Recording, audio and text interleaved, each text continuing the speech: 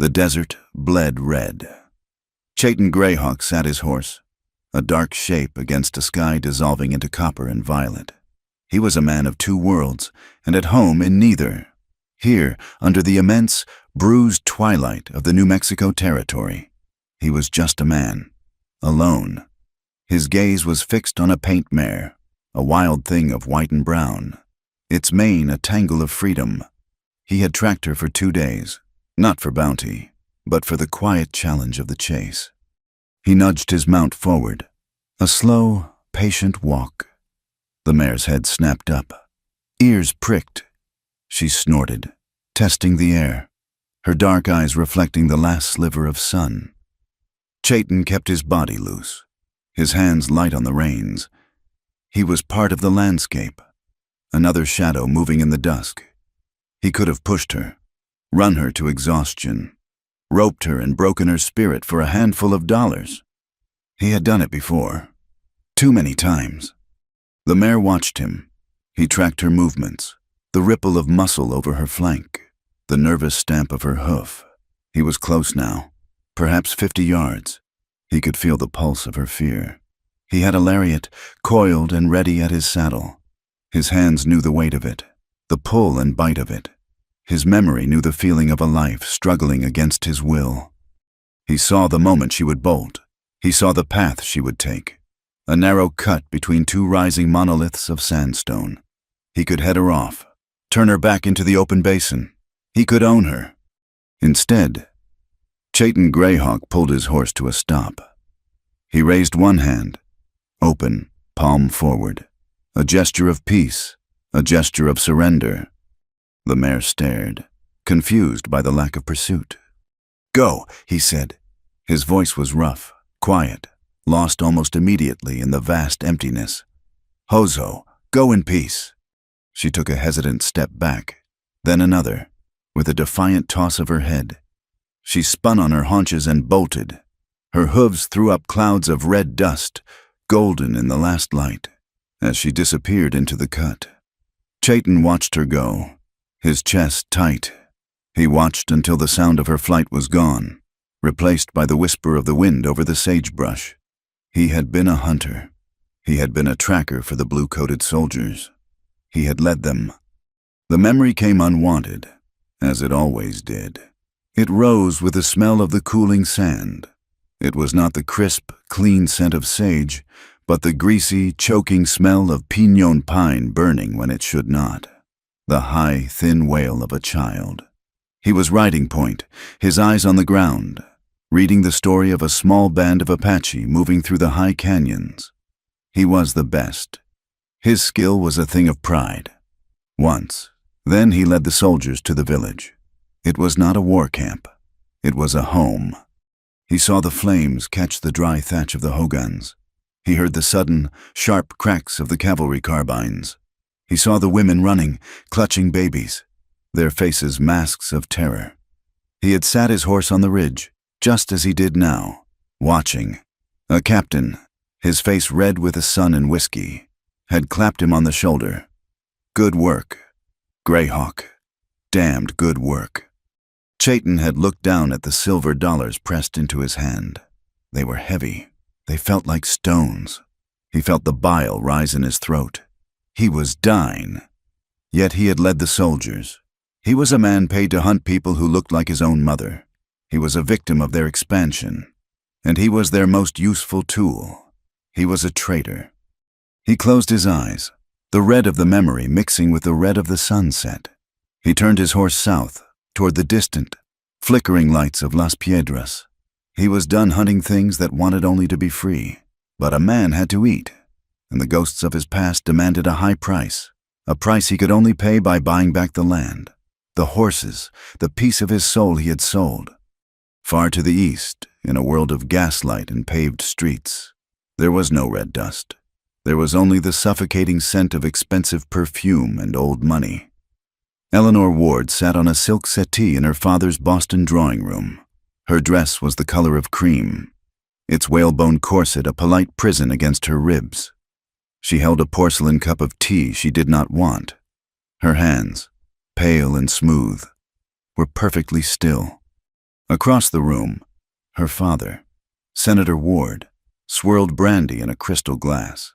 He was a man whose voice could command a Senate floor, but here, in his own home, it was oiled with accommodation. The merger is, of course, the primary concern. Silas, her father was saying, the rail line through the New Mexico territory is vital. Your access to those silver mines hinges on it. Silas Kane smiled. It was a thin, precise expression that never reached his cold, gray eyes. He was not a handsome man, but he commanded attention. He was dressed in black broadcloth, severe and expensive. He looked less like a businessman and more like an undertaker who had found great success. The mines are a certainty. Senator, Kane said, his voice a low rumble. But certainty requires stability, political stability, domestic stability. Our interests must be aligned, publicly and privately. He turned his gaze to Eleanor. It was not a glance. It was an appraisal. Like a man judging horseflesh, a marriage between our families provides that alignment. It is a strategic bond. Eleanor felt the corset tighten. A strategic bond, a merger. She was a line item in a contract. She looked at her father, pleading silently. He would not meet her eyes. He was looking at the future, at the power Kane's railroad and Kane's money could bring him. Eleanor understands her duty, Senator Ward said quickly, taking a sip of his brandy. She is a good daughter. Kane set his empty glass down with a heavy click. He rose from his chair. A tall, imposing shadow. I am glad to hear it. Perhaps Miss Ward and I could have a moment alone to discuss our shared future. It was not a request. Her father nodded. His smile strained. Of course, of course. Eleanor, show Mr. Kane to the library. Eleanor stood, the silk of her dress rustling. She felt cold. She led the way across the thick carpets, her stomach a knot of ice. The library was dark, smelling of old leather and furniture polish. She turned to face him, her hands clasped in front of her. Mr. Kane, He moved faster than she expected. His hand shot out and gripped her chin, forcing her head up. His thumb pressed painfully against her jaw. You will call me Silas, he whispered. His breath was sour, smelling of brandy and cigars. You have been quiet all evening, my dear. It is unbecoming. A wife should be attentive. You are not my husband, she choked out, trying to pull away. His grip tightened, a technicality. You belong to me. Eleanor, your father has seen to that. You are his asset, and soon you will be mine. He lowered his face to hers. She turned her head, and his mouth landed wet and hard on her cheek. No, she gasped, pushing at his chest. It was like pushing against a stone wall. No, his other hand came up, not to her waist, but to her throat. It did not squeeze hard. Not yet. It was a warning, a casual display of ownership. His fingers were cold against her skin. You will learn to be obedient. You will learn to please me. He forced his mouth onto hers. It was a violation, brutal and cold. She tasted nothing but his power, his contempt. She clawed at his hand, her nails scraping his starched collar. He laughed, a dry, humorless sound, and shoved her away. She stumbled back, crashing into a heavy desk, her breath ragged. She raised a hand to her mouth, her eyes wide with terror and disbelief. That is your first lesson, my dear, Silas Kane said, calmly adjusting his cuffs. There will be more. I expect you to learn them quickly. He turned and walked out of the library, leaving her trembling in the dark. She did not scream. She did not cry. She stood frozen, the imprint of his fingers on her throat, the taste of him in her mouth. She knew, with chilling certainty, that no one would believe her. She was a woman. He was Silas Kane. She was hysterical. He was a pillar of industry. Her father would call it a misunderstanding. He would tell her to be grateful. Later that night, long after the house had fallen silent, Eleanor sat in the hallway outside her father's study. The door was open with just a crack. She was supposed to be in her room, sleeping the sleep of a dutiful daughter. Instead, she was listening. "She is spirited," her father was saying, his voice low and worried. "She is a child who needs a firm hand," Kane's voice replied. "Cold as steel, and I have one. Do not worry about your daughter. Senator, worry about the charter. The railroad must go through that canyon. The silver is there. I can smell it. But the Navajo treaties, the cost. Treaties are suggestions, and the cost is irrelevant. We will get the land. And if your daughter proves difficult, there are ways to manage a disobedient wife. There are private sanitariums. There are doctors who understand the unfortunate frailties of the female mind. She will not be a problem for us, I assure you. A pawn, a con, a bargaining chip to be traded for a silver mine. A difficult girl to be locked away if she did not comply. Eleanor backed away from the door, her stockinged feet silent on the thick runner. She moved down the hall, back to her room. But she was no longer the same person who had walked out of it. The terror from the library had not faded. It had hardened. It had turned into a cold, sharp blade of resolve. She locked her door. She looked at her reflection in the tall mirror, the pale girl in the white nightgown, her eyes wide and dark. She saw the faint, ugly red marks on her throat. She would not be managed. She would not be locked away. She worked with a frantic, silent energy. She pulled a pair of shears from her sewing box. She gathered her long, blonde hair in one hand, the hair her mother had always called her crowning glory. She did not hesitate. She cut. The sound of the blade shearing through the thick tresses was loud in the silence. She watched her hair fall to the floor in heavy, pale clumps. She hacked at it until it was a short, jagged mess. She went to the servants' quarters, to a storage chest where the stable boy kept his spare clothes. She stole a pair of rough canvas trousers, a loose linen shirt, a worn jacket, and a floppy-brimmed hat. They smelled of sweat and horses. She put them on. They were too large, but they hid her shape.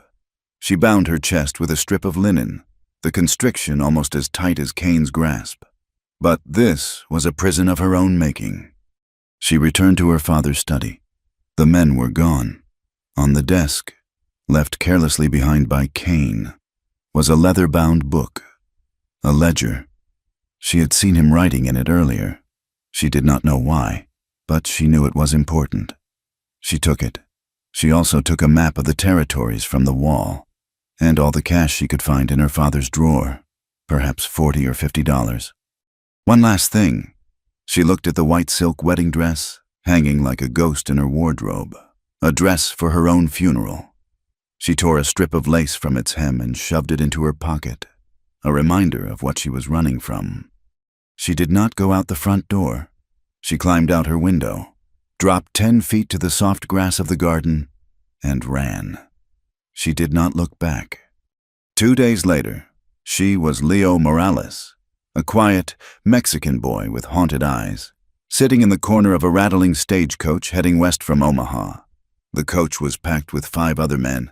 2 were miners, thick-handed and loud, smelling of whiskey. 1 was a gambler, his clothes flashy, his eyes always moving. The other 2 were cowboys, lean and weathered, their talk filled with casual profanities and crude jokes about women in saloons. "And I tell her," one of the cowboys laughed, spitting a stream of tobacco juice out the open window, "for $2, I expect more than a pretty face." The others guffawed. Eleanor, now Leo, pulled her hat lower over her eyes. She kept her shoulders slumped, her hands shoved deep in her pockets. She had learned in the first hour to keep her mouth shut, to grunt instead of speak, to make her few words low and rough. Every moment was a performance. Every glance from the other passengers felt like a blade. At night, when the coach stopped at a dirty way station, she would wait until everyone was asleep, clutching a small knife in her hand, her back against a wall, her body shaking so hard she thought her teeth would chatter. She was terrified, but she was free. The world changed with every mile. The lush green of the east gave way to endless, rolling plains of dry grass. Then the plains gave way to something else entirely. Red dust coated everything. It got into her clothes, her mouth, her lungs. The sky was bigger than she had ever imagined. A relentless, piercing blue. The mountains rose in the distance, not green and gentle, but sharp, violet shadows that looked like the teeth of a saw. They passed silent, watchful groups of native people, their faces grim, their clothes a mix of traditional skins and tattered army blankets. They looked at the stagecoach with an emptiness that scared her more than the cowboys' lewd jokes. She saw soldiers on horseback, their rifles held ready. She saw new telegraph poles, raw yellow pine, stretching out across the emptiness, a thin wire connecting this savage world back to the one she had fled. This was the West. It was vast, brutal, and indifferent. It did not care who she was, only if she was strong enough to survive. Silas Kane had already claimed the largest table at the back of the Las Piedras Cantina. The space around him was a vacuum, the other patrons keeping their distance, as if his cold ambition chilled the very air. Chayton Greyhawk had finished his walk from the street, his eyes adjusting to the thick yellow light and the haze of tobacco smoke. He had known Kane was trouble from the moment he laid eyes on him. He was the kind of man who believed the world was his to purchase, and what he could not purchase, he would take. Kane did not rise. He motioned to the empty chair opposite him. Marshal Pike stood near Kane's shoulder, a bulky, sweating shadow in his dusty vest, his hand resting near the butt of his pistol. Pike was bought. It was plain on his face, in the way his eyes avoided looking directly at his new master. "You are Greyhawk," Kane stated. It was not a question. He pushed the heavy leather pouch across the scarred wood of the table. It made a solid, rich sound. 100 gold eagles, a significant sum for a man of your background. Chayton remained standing. He looked at the pouch, then at Kane. The contempt was thick in the man's voice, an easy assumption of superiority that Chayton had felt from white men his entire life. It was the voice of the Indian agents who stole rations, the voice of the cavalry captains who promised peace and delivered bullets. For what Chayton asked, his voice was low, betraying no emotion. "For a job," Kane said, leaning forward. His gray eyes were flat, like chips of slate. "A thief, a young Mexican boy calling himself Leo Morales. He stole a valuable horse of mine, a black stallion named Raven. More importantly, he stole a personal item, a leather ledger. I want it back, and I want the boy." "You want him caught?" Chayton said. "I want him brought back here," Kane clarified, his voice dropping to a cold whisper. "Alive. I do not pay for corpses unless I order them. I want him to face justice. My justice." Chayton felt the familiar tightening in his gut. The gold on the table was more money than he had seen in 3 years. It was enough to buy the grazing rights to the canyon lands his people had been pushed from. It was enough to buy horses, decent seed, and blankets for the winter. It was a ransom for their survival. And all it cost was his pride. All it cost was hunting another desperate soul. "He is just a boy?" Chayton asked.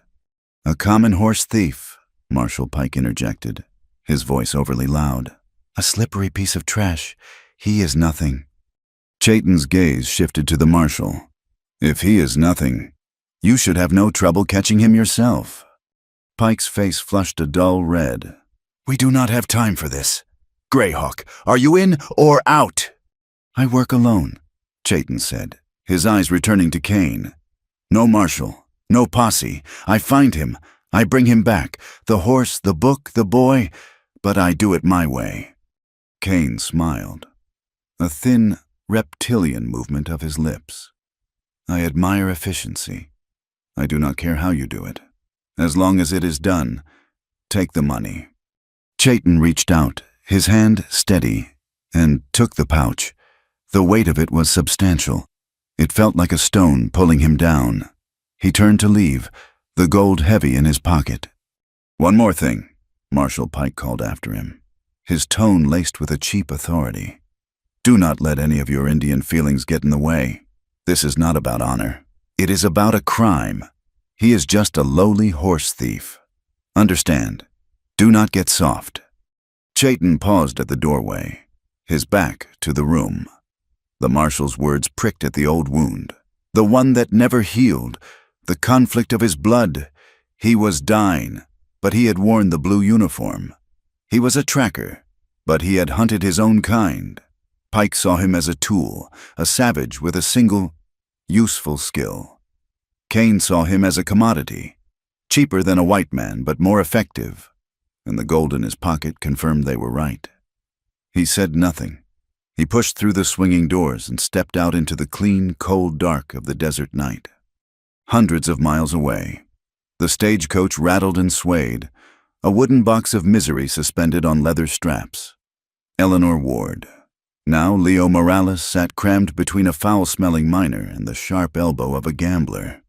Her body ached from 3 days of constant, jarring motion. Her disguise was holding, but it was a fragile thing. She had learned to slump, to keep her gaze fixed on the floorboards, to make her voice a low, monosyllabic grunt. She had learned other things, too. She had learned to ignore the stench of unwashed bodies, stale whiskey, and chewing tobacco. She had learned to listen to the men's talk, a rough river of boasts, complaints, and crude fantasies. It was an education she had never sought. She had even learned to swear. The first time one of the cowboys, a lean man named Shorty, had jostled her, asking what a little scrap like him was doing heading to the territories. She had frozen.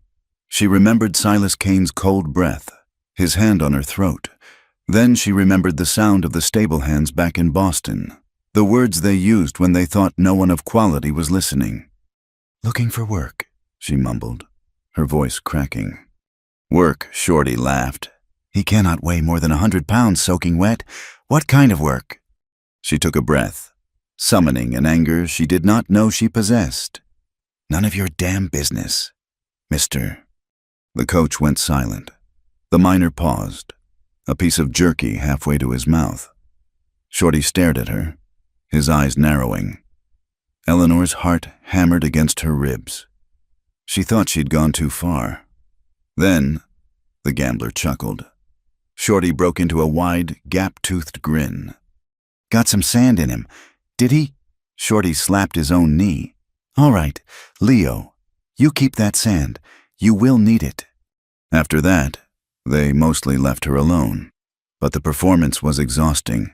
It was the nights that were the worst, when the coach stopped at a desolate way station, a miserable shack of mud and wood.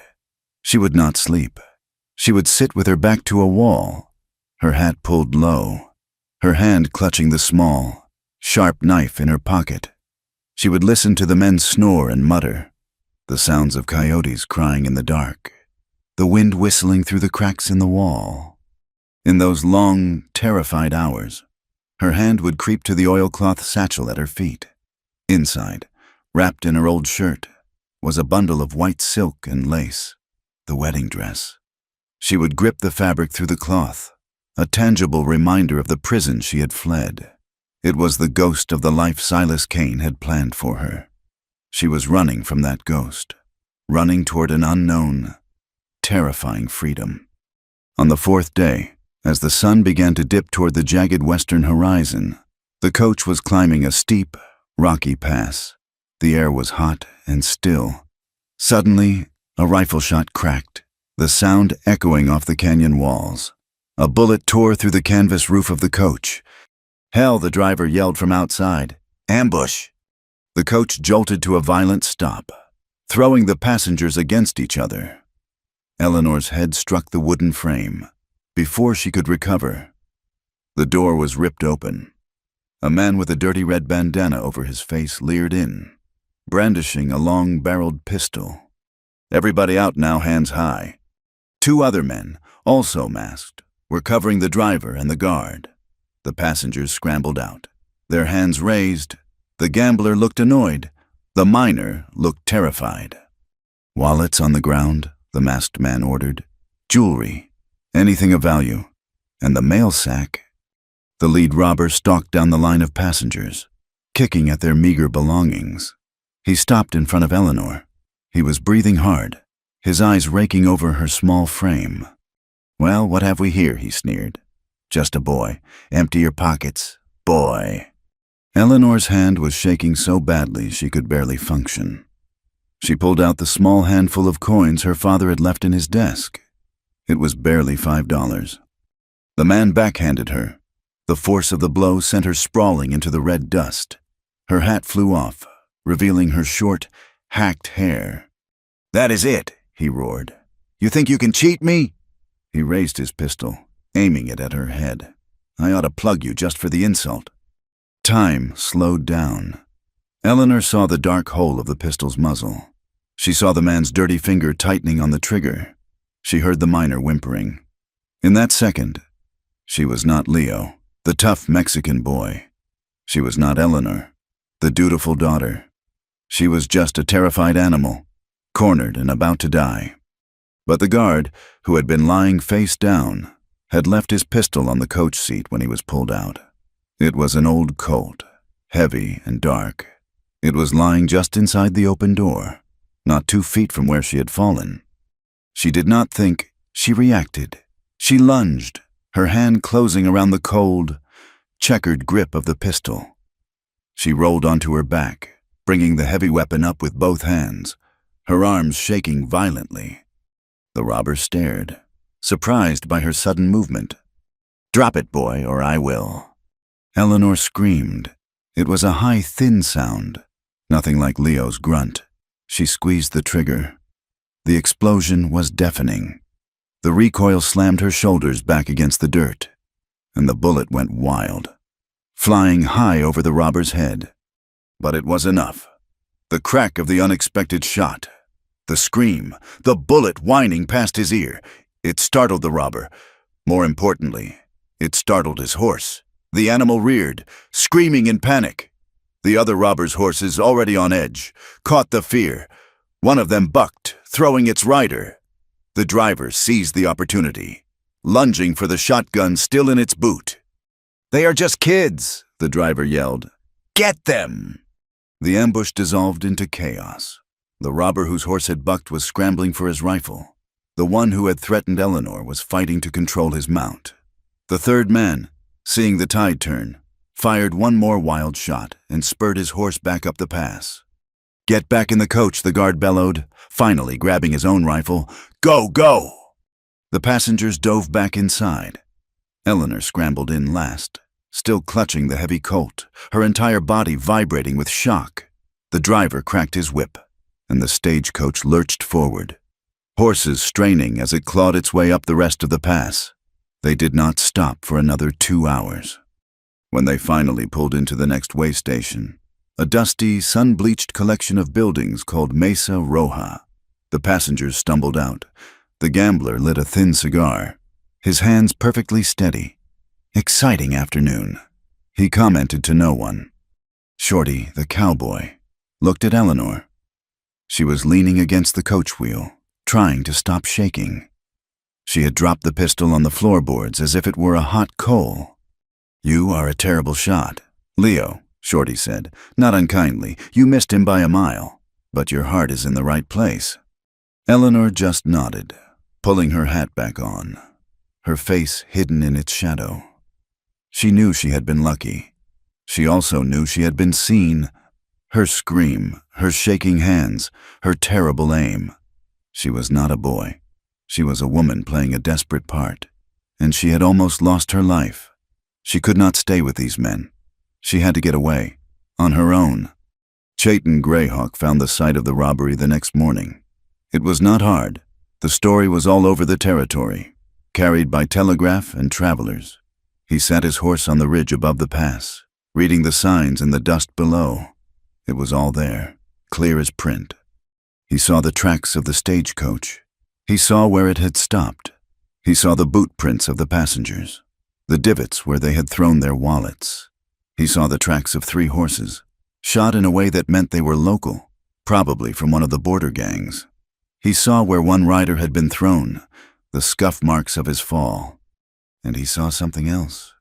He dismounted, kneeling in the dust, alongside the tracks of the black stallion Raven, which had been following the coach route.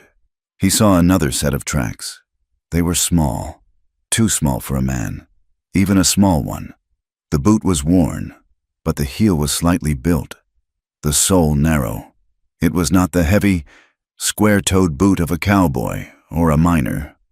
He followed these small tracks to the spot where the passenger had fallen after being struck. He saw the imprint of a small body in the dust.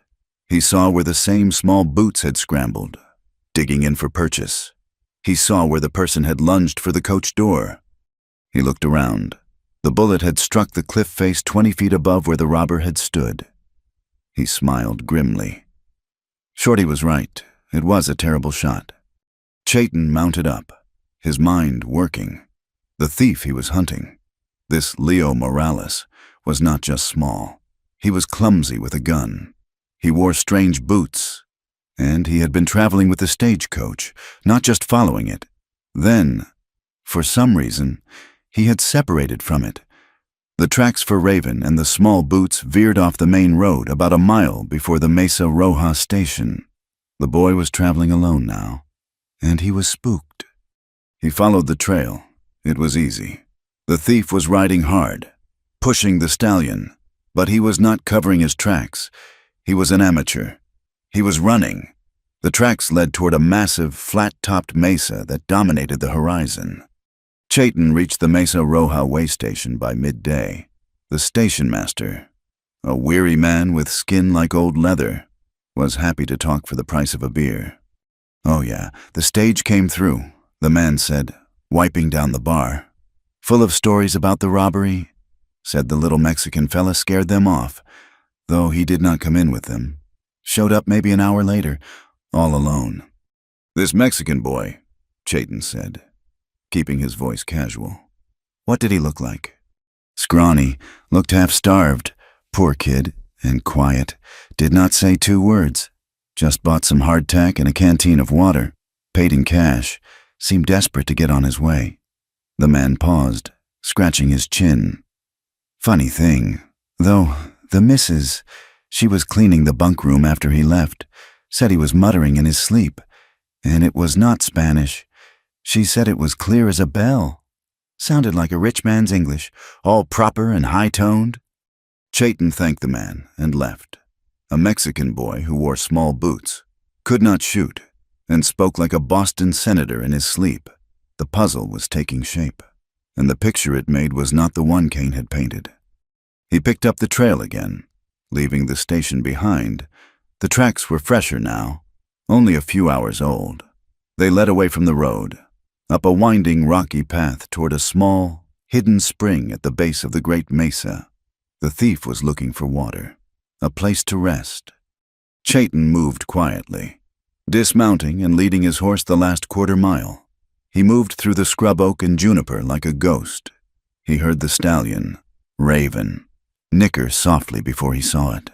The horse was tied to a cottonwood tree near the water. And there, by the edge of the spring, was the thief. The boy, Leo, was kneeling by the water, his back to Chayton. He was small, just as the station master had said, wrapped in a jacket that was far too large for him. Chayton stepped out from the trees, his boots silent on the sandy soil.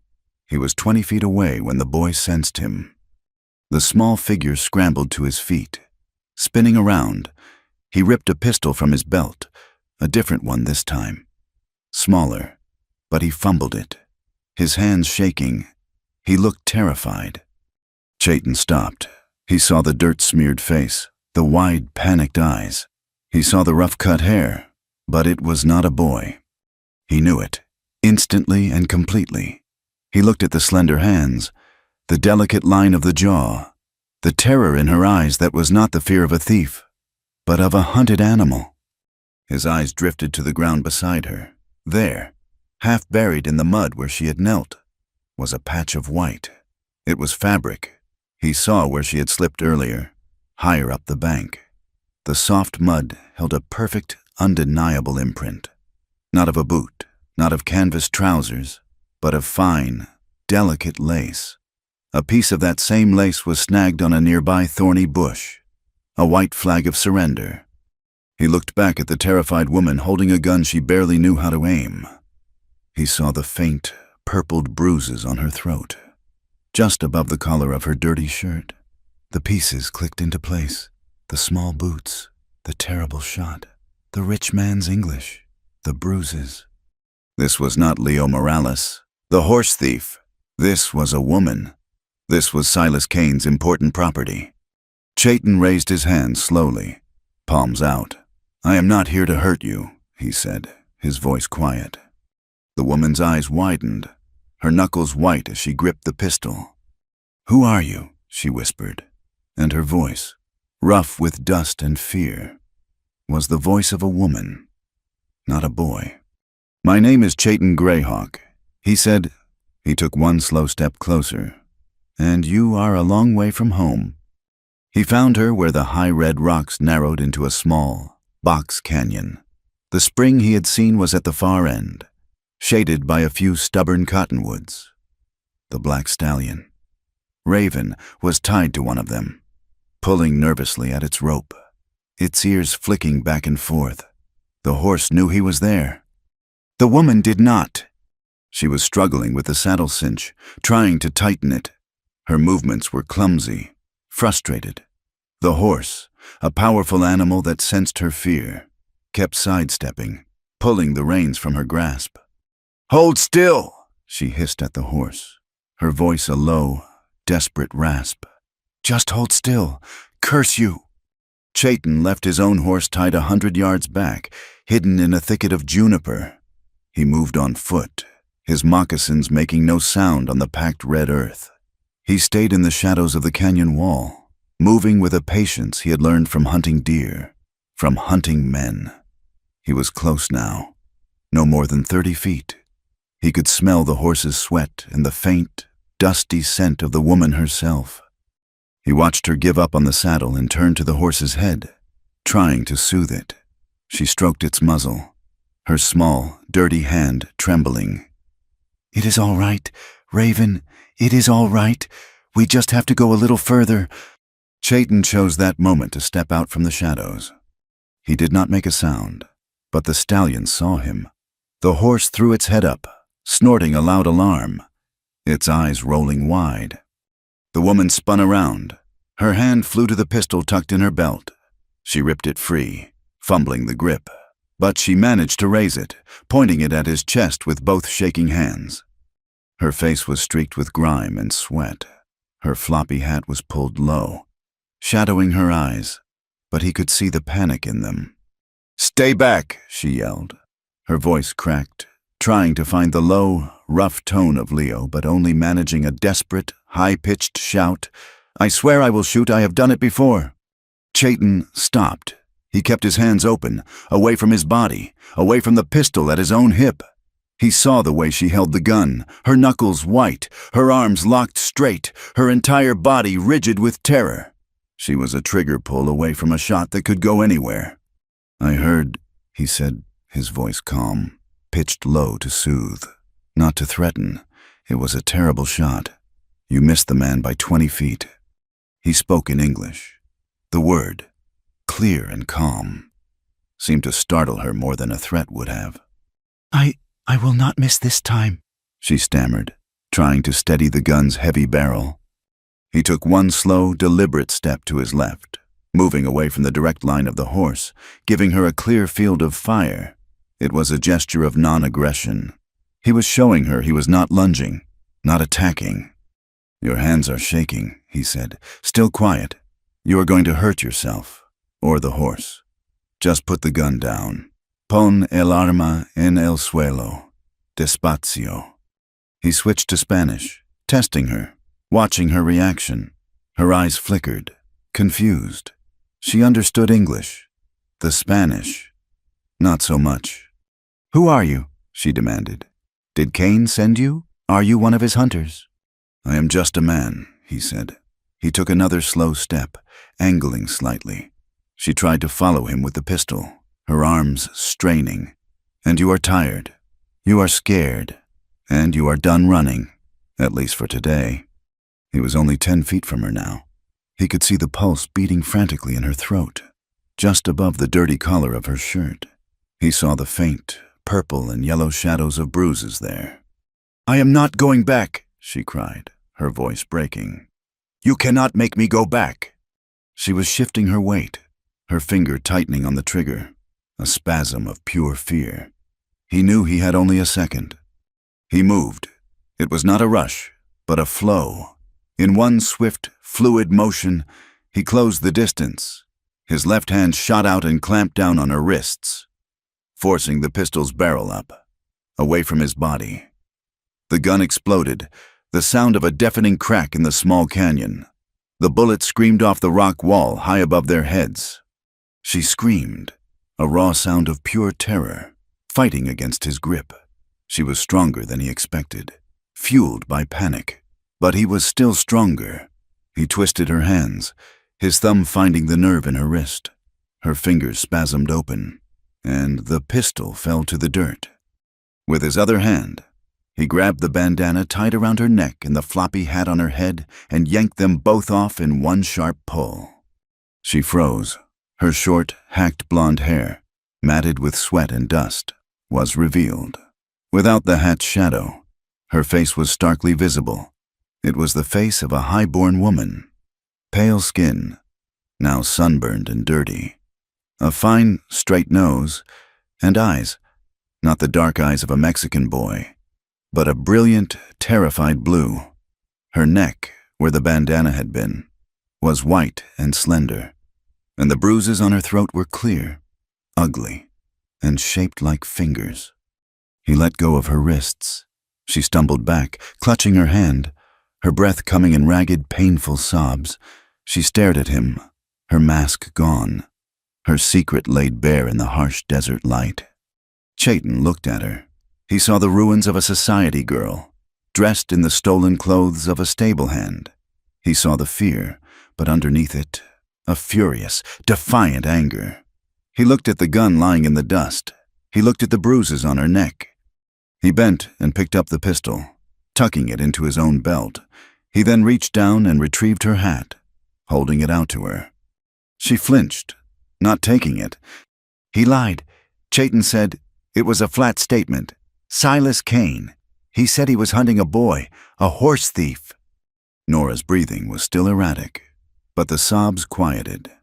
She wrapped her arms around herself, her eyes darting from him to the horse, to the mouth of the canyon, looking for an escape she knew she could not make.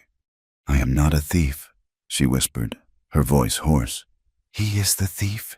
He tried to—" She stopped, her face contorting, the shame and anger of her memory warring with her fear of him.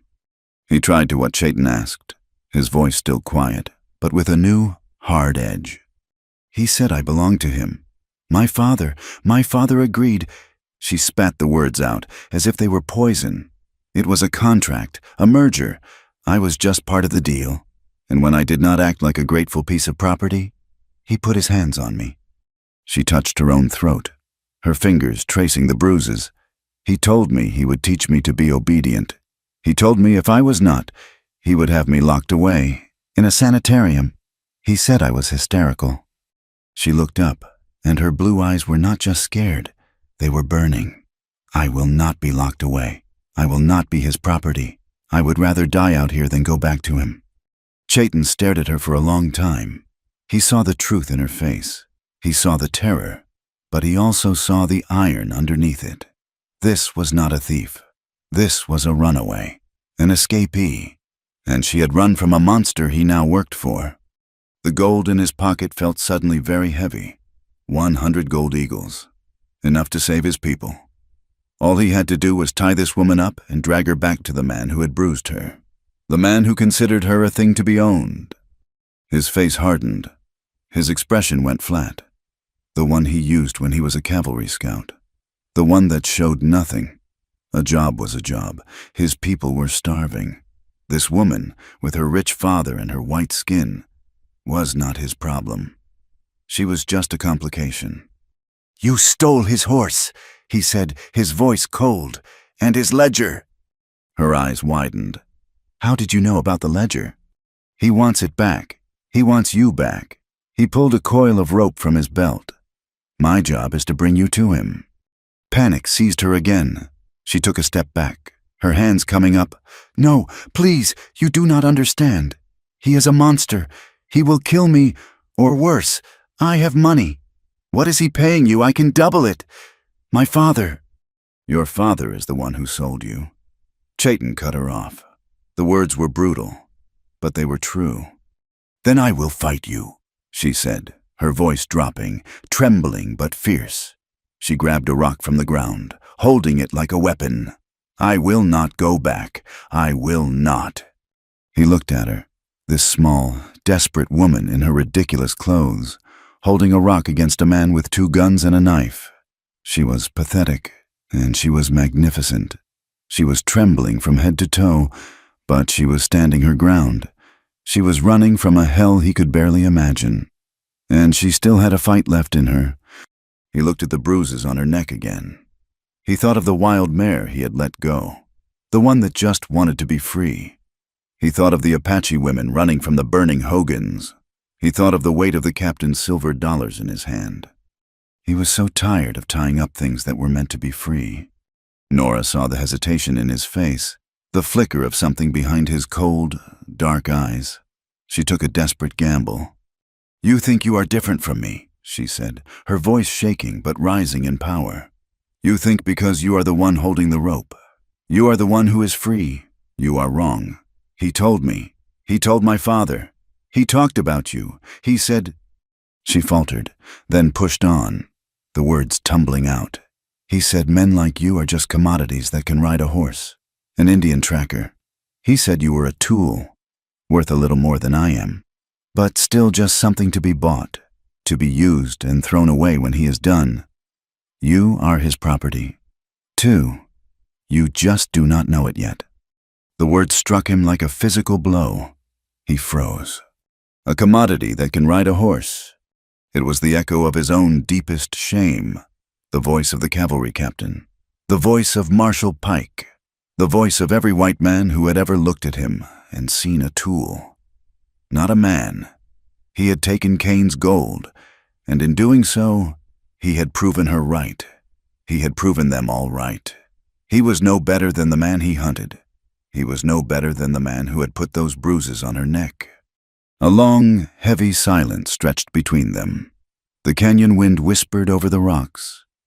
The stallion, Raven, shook his head, his harness jingling, the sound unnaturally loud. Chayton looked at the rope in his hand. He looked at her. He made a decision. It was a decision that could cost him his life. It was a decision that would certainly cost him the gold. It was the only decision he could live with. His face remained a mask of cold indifference. He had to lie. If she was his partner, she would be weak. If she was his prisoner, she might learn to be strong. "He is right," Chayton said, his voice hard. "You are property, and you are my prisoner." Her face fell. The small spark of hope in her eyes died, replaced by a cold, bleak despair. He stepped forward. She did not raise the rock. She had no fight left. He took it from her unresisting hand and tossed it aside. He grabbed her wrists. They were thin, like a bird's. He wrapped the rope around them, pulling it just tight enough to hold, but leaving it loose enough not to cut her skin. It was a tracker's knot, not a captor's.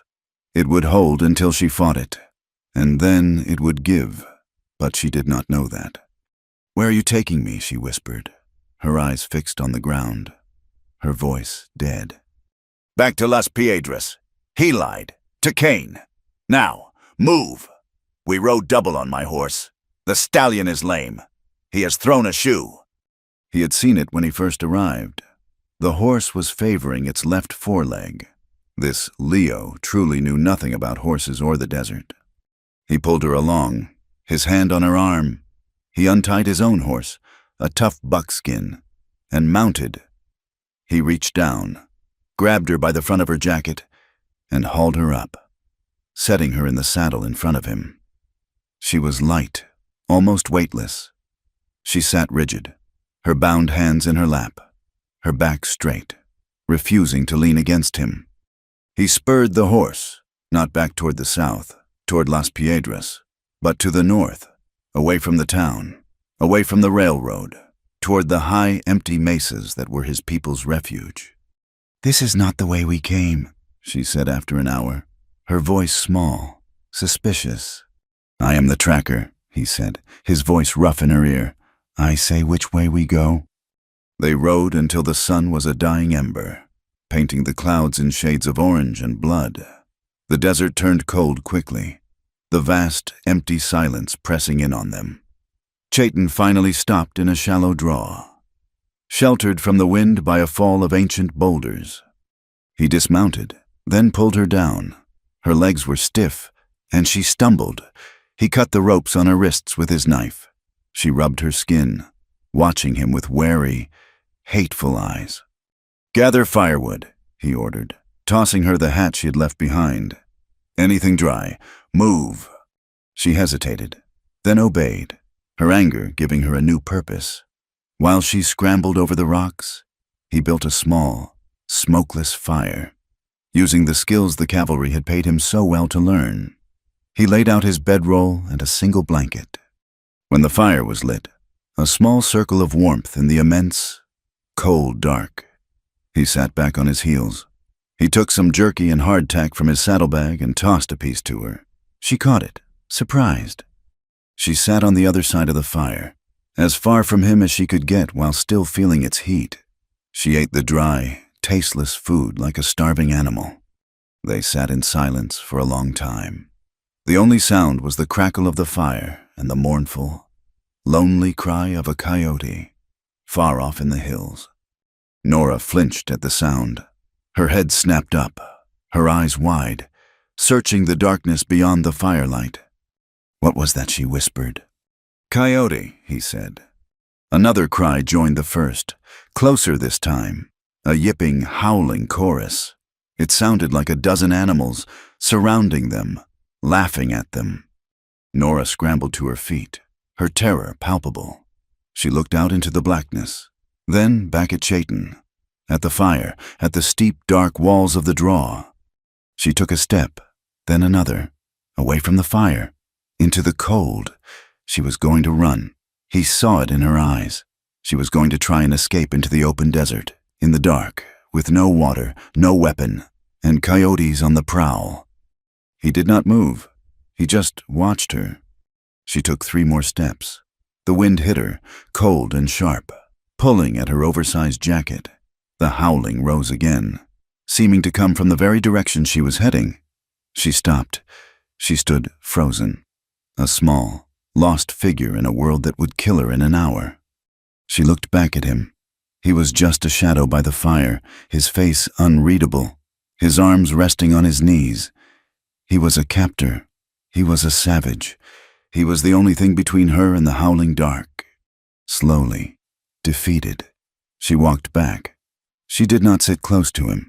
She returned to her rock, pulling the thin, worn blanket he had given her around her shoulders. She sat staring at the flames, her body rigid with suspicion, but no longer willing to face the wilderness alone. She was trapped by the desert, trapped by the night, and trapped by the silent, dangerous man who had lied to her, and, for a reason she could not possibly understand, had just saved her life. The sun rose with a brutal, white indifference. It found them already moving. Chayton on his buckskin, Nora mounted on the black stallion, Raven. Chayton had gone back for the horse before dawn, moving with a silent swiftness that unnerved her. He had examined the stallion's hoof in the gray light, produced a file and a tool from his saddlebag, and in less than 30 minutes had reset the shoe with a cold, practiced efficiency. He was a man who understood the mechanics of survival, and a good horse was paramount. Now, he led her deeper into the trackless red rock wilderness, heading north. He had not spoken a word to her since ordering her to gather firewood. He was a silent, imposing figure. his back straight, his eyes constantly scanning the horizon, the ridges, the sky. Nora, for her part, was a bundle of raw nerves, pride, and misery. Every muscle in her body ached from days in the stagecoach, followed by the long ride on his horse. And now, another ride on a stallion too large for her. The rough canvas trousers chafed her skin. Her hands, soft and pale beneath the grime, were already blistering from the reins. She felt weak, foolish, and entirely at his mercy. He was her captor, and she hated him for it. But he was also, as the night had proven, her only protector. The contradiction was a bitter pill. Around mid-morning, the wind began to rise.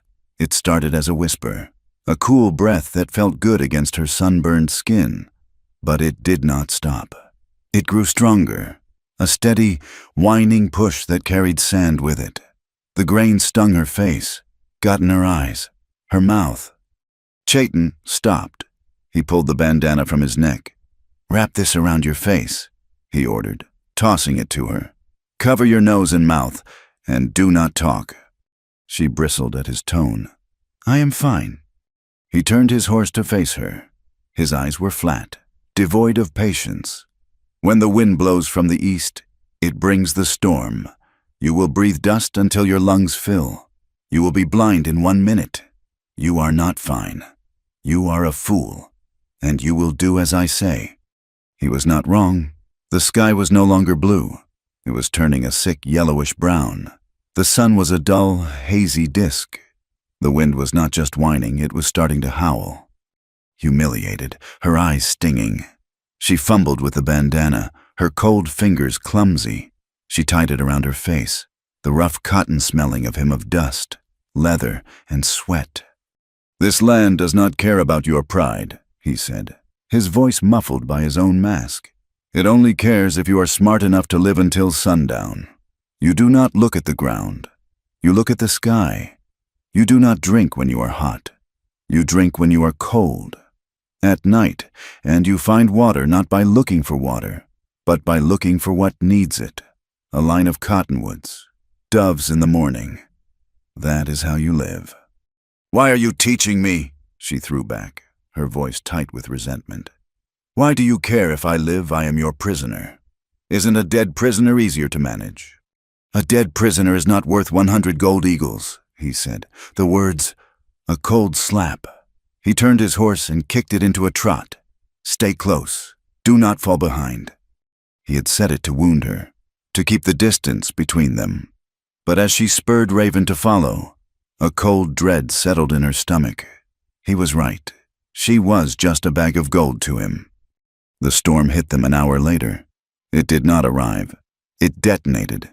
The yellow sky turned a deep, angry orange, then a choking, midnight brown. The wind shrieked, a solid wall of noise and force that threatened to rip her from the saddle. She could not see Chayton, who was only 10 feet in front of her. She could not see her horse's ears. Sand and grit blasted every inch of her. It felt like being scoured with hot needles. Her eyes, even squinting, burned with agony. She could not breathe. The bandana was useless against the sheer volume of dust. She was suffocating. Panic, cold and absolute, seized her. This was not a storm. This was the end of the world. She pulled on the reins, but Raven, blinded and terrified, was spinning in circles, screaming a high, equine terror. Nora lost her stirrups. She was falling. She was going to die here, alone, buried alive in the red dark. She screamed his name. The sound was ripped from her mouth, unheard. Suddenly, a hand, hard as iron, clamped onto her arm. He was there, a dark shape looming out of the swirling chaos. He had dismounted and was beside her. He did not speak. He hauled her from the saddle, his arm a steel band around her waist. She fell against him, half collapsing. "This way, keep your head down," he bellowed into her ear, his voice barely audible over the roar. He dragged her, stumbling, blind, her lungs on fire. He seemed to be able to see in the darkness. He pulled her toward a black shadow, a slit in the rock face she had not even noticed. It was a narrow cleft, barely wide enough for two people. He shoved her inside, then pressed in after her, his body shielding the entrance from the worst of the blast. The change was immediate. The roar of the wind dropped to a deafening, high-pitched whistle, but the direct assault of the sand was gone. It was dark in the crevice, and suffocatingly close. Nora collapsed against the rock wall, gulping in air that was more dust than oxygen, her entire body shaking in a violent, uncontrollable tremor. Chayton leaned against the opposite wall, his chest heaving. He pulled his bandana down, spitting a mouthful of mud onto the floor.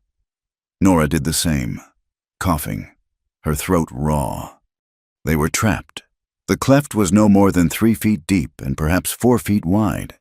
They were forced to stand, their knees almost touching. The dim, brown light from the outside world cast strange, flickering shadows. Nora's terror slowly subsided, replaced by the acute, horrifying awareness of their proximity. She could feel the heat radiating from his body. She could smell the leather of his vest, the faint, clean scent of the juniper he had used for last night's fire. He was close enough that she could see the pulse in his neck, the way his dark, wet hair curled against his collar. He had unbuttoned his shirt to empty the sand from it, and the movement drew her eye. There, on the dark skin of his left pectoral, was a tattoo. It was not a name or a simple design. It was a complex pattern of lines and symbols, a dark blue spiral that seemed to pull her gaze inward. It was beautiful, and it looked ancient. She did not know why she asked. Perhaps it was the shared terror, the intimacy of their refuge. Perhaps it was just a desperate need to hear a human voice that was not screaming. "What is that?" she whispered, her voice rough. "On your chest." He flinched, as if she had touched him. His hand instinctively came up to cover the mark, and his eyes, when they met hers, were guarded and cold. He began to button his shirt. "Please," she said, surprised by her own boldness. I have never seen anything like it." He stopped. He looked down at the tattoo, his fingers tracing the outline. He was silent for a long time. The only sound was the howling of the wind outside, a mournful chorus. "It is a mark of shame," he said finally, his voice so low she had to strain to hear him. "Among my people, the dying. Our markings tell our story. This one marks a man who has turned his back on his own people, a man who led their enemies, a man who traded blood for silver." He did not look at her. He looked past her, into the swirling brown storm. But he was seeing something else. He was seeing burning hogans. He was seeing the faces of the cavalry officers. Nora stared at him. The arrogance, the coldness she had seen in him, suddenly fractured. She saw the pain underneath. It was a deep, old wound, a mirror of the shame she felt for her own family, her own weakness. This man, this savage who had captured her, was also a prisoner. "You are not," she started, but she did not know what to say. He looked at her, his eyes hard again, angry at his own admission. "It does not matter what I am, it matters what I do, and I am taking you to Cain." He finished buttoning his shirt, the intimacy of the moment broken, the wall rebuilt. They stood in that suffocating silent darkness for another 2 hours, until the wind finally began to lose its fury. 2 days later, they arrived at a place called Pacheco's Station. It was a lone adobe building in a wide, sun-scorched valley, a way station for the few travelers who passed this way. Chayton had led them on a winding, difficult path through the high country, and Nora was exhausted to the bone, but she was also alive. She had learned to tie the bandana without being told. She had learned to watch the horizon. Chayton dismounted, his movements stiff. "We need supplies, and I need to know who is looking for us." He looked at her. "You are my cousin, from the east. You do not speak much. You just nod. Understand." Nora nodded, too tired to argue. The lie was easier than the truth. They walked inside. The main room was dark and cool, smelling of chili, stale beer. and dust. A thick, dark-beamed ceiling hung low. A few miners sat at a table, playing cards. A large man with a magnificent, drooping mustache and a kind face was wiping the bar. "Chayton," the man boomed, his face breaking into a wide smile. "It has been too long. My friend, where have you been hiding?"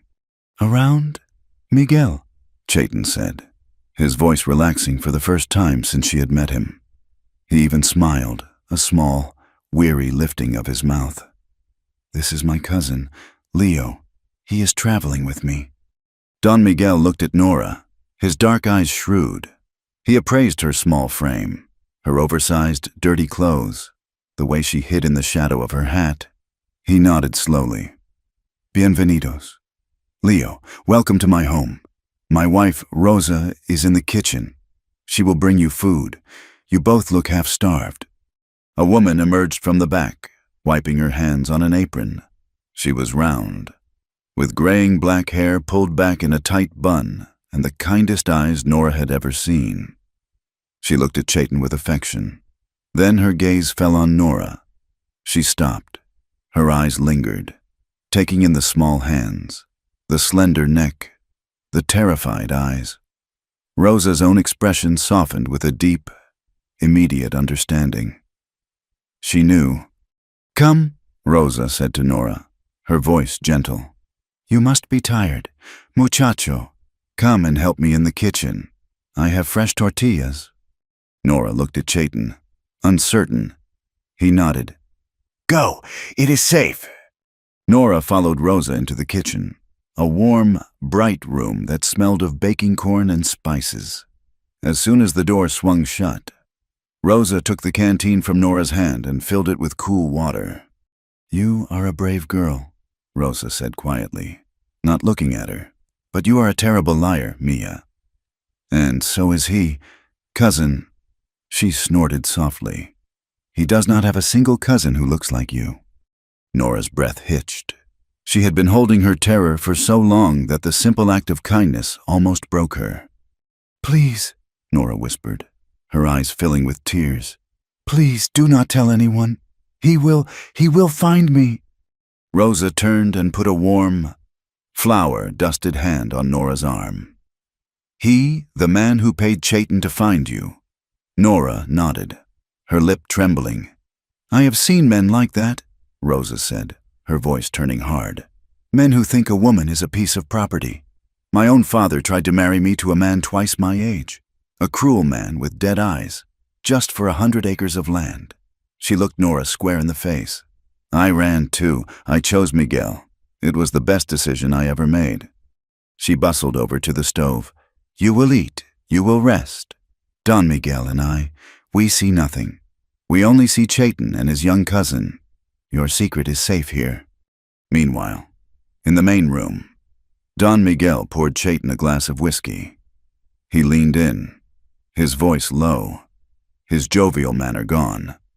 "You are in trouble, my friend," he said, his back to the miners. "A deep and dangerous trouble. Silas Kane has put a bounty on your head, and on the head of the Mexican boy you are supposedly hunting. $500. For a horse thief, it does not make sense." Chayton's hand tightened around his glass. 500. The price had gone up. Kane was not just angry, he was desperate. "It gets worse," Miguel continued. "He has hired Cole Maddox to lead the hunt." The name landed like a punch. Chayton looked up, his face grim. He knew the name. Everyone in the territory knew it. Maddox was a former cavalry scout, a man who had been drummed out of the army for massacring a camp of unarmed Apache women and children. He was a killer for hire, a sadist who enjoyed his work. They said he had once shot an Apache child who was trying to surrender, just to test a new rifle. "Maddox was through here yesterday," Miguel said. "He was asking questions, describing you, describing a small Mexican boy.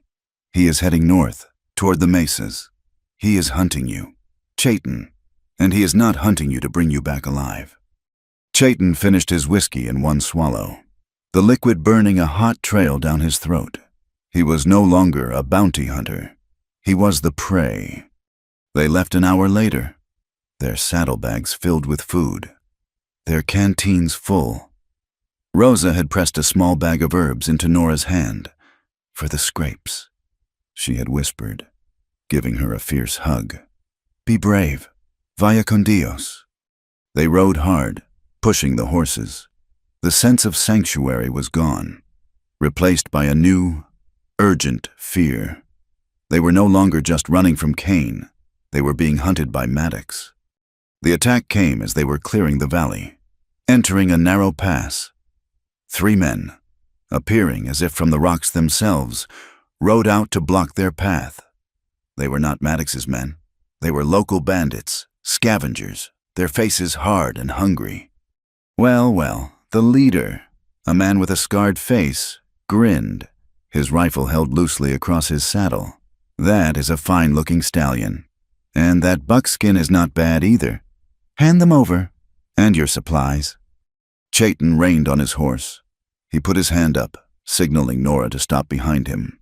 "We do not want any trouble," he said, his voice calm, his eyes scanning the 3 men. "And you will not get any," the scarred man said. "Just get off the horses, nice and slow." "I cannot do that," Chayton said. He was calculating the odds. 3 to 1, not good. The man's grin faded. He raised his rifle. "I am not asking." Chayton moved. He spurred his horse forward and to the left, drawing the man's fire. The rifle cracked, the bullet snapping past Chayton's ear. He drew his own pistol, firing twice. One man grunted and clutched his shoulder. The other fired, and Chayton's horse reared in pain, a bullet grazing its neck. Nora screamed. The second bandit, the one who was unhurt, was turning his horse, raising his pistol to aim at Chayton's back. Chayton was fighting his terrified horse, trying to get a clear shot. He was exposed. Nora saw it happen in a blur of dust and smoke, the man aiming at Chayton. Chayton, vulnerable. She had no gun. She had no skill. All she had was a horse. She remembered the stagecoach robbery. This time, she did not hesitate. She screamed, a raw, furious sound, and kicked Raven with all her might. The powerful stallion, already spooked by the gunfire, leaped forward, straight at the flank of the bandit's horse. It was a reckless, suicidal move. The bandit, surprised by the sudden charge from the boy, turned to fire at her, but Raven, a far superior animal, slammed into his horse's side. The bandit's horse stumbled, neighing in panic, and the bandit's shot went wild. He lost his balance, his rifle flying from his hand as he fought to stay in the saddle. It was the opening Chayton needed. He steadied his horse, aimed, and fired. The man fell. The third man, the one clutching his shoulder, saw his partners go down. He cursed, wheeled his horse, and fled back into the rocks. It was over in 30 seconds. The pass was suddenly, terribly silent, broken only by the heaving breaths of the horses and the low groan of the man on the ground. Chayton swung down from his horse, his face a mask of stone. He checked his mount's neck. It was a bloody graze, but not serious. He walked over to the bandit he had shot. The man was dead. He ignored the other. Nora was shaking so hard she could barely hold the reins. She had charged a man with a gun. She had almost been killed. Chayton walked over to her. He stood looking up at her, his face unreadable in the harsh sunlight. She thought he would be angry. She thought he would yell at her for her stupidity, for interfering. He reached up, his hand calloused and rough, and gently took the reins from her trembling fingers. Then he looked at her hand. It was bleeding. She had scraped it raw on her saddle horn when the horse charged. He pulled a clean strip of cloth from his saddlebag. Wordlessly, he began to wrap her hand, his touch surprisingly gentle. She watched him, her heart hammering, her breath caught in her throat. He finished tying the knot. He looked up, and his dark eyes were not angry. They were something else, something she had never seen before. Respect. "Good work," he said quietly. He turned, mounted his horse, and spurred it forward, leaving her to follow. Nora stared at the bandage on her hand. Her ears were ringing. Good work. It was a small thing. 2 words. But it was the first time in her entire life that anyone had praised her for her courage, rather than her obedience. It was the first time she had ever been told she was good, not for being quiet, but for being brave. That night, they camped high on a mesa, the fire small, the air cold. The adrenaline of the fight had faded, leaving them both exhausted and tense. Nora finally broke the silence. "Why did you take his money?" she asked, staring into the flames. "Silas Kane. Why would you work for a man like that?" Chayton was cleaning his pistol, his movements precise, economical. He did not look up. Why does any man do what he hates for money? For gold, she pressed, a hint of her old disdain in her voice. He stopped his work. He looked at her, and his eyes were tired. "You think it is for me? For trinkets I took his money because my people are starving, because the government that promised us food, warm blankets, and medicine if we moved off our sacred lands, gave us rotten flour and smallpox instead. I took his money because it is the only weapon they understand. It is the only way to buy back the land they stole, to feed the children who are coughing their lungs out." He returned to his pistol, his voice dropping. "I took his money because I am a traitor, and that is the price of my sin. It is a price I pay every day." Nora was silent. The gap between them, the space of captor and prisoner, suddenly felt smaller. She saw the man from the sandstorm, the man with the mark of shame on his chest. Her hand instinctively went to her jacket, to the hard, rectangular shape hidden in the inside pocket. The ledger, the book that held all of Kane's secrets, his payments, his bribes, his dark plans for the railroad, the lands, the mines. She had a weapon, too, a weapon far more powerful than gold. She looked at Chayton. His face was in shadow. His expression closed off again.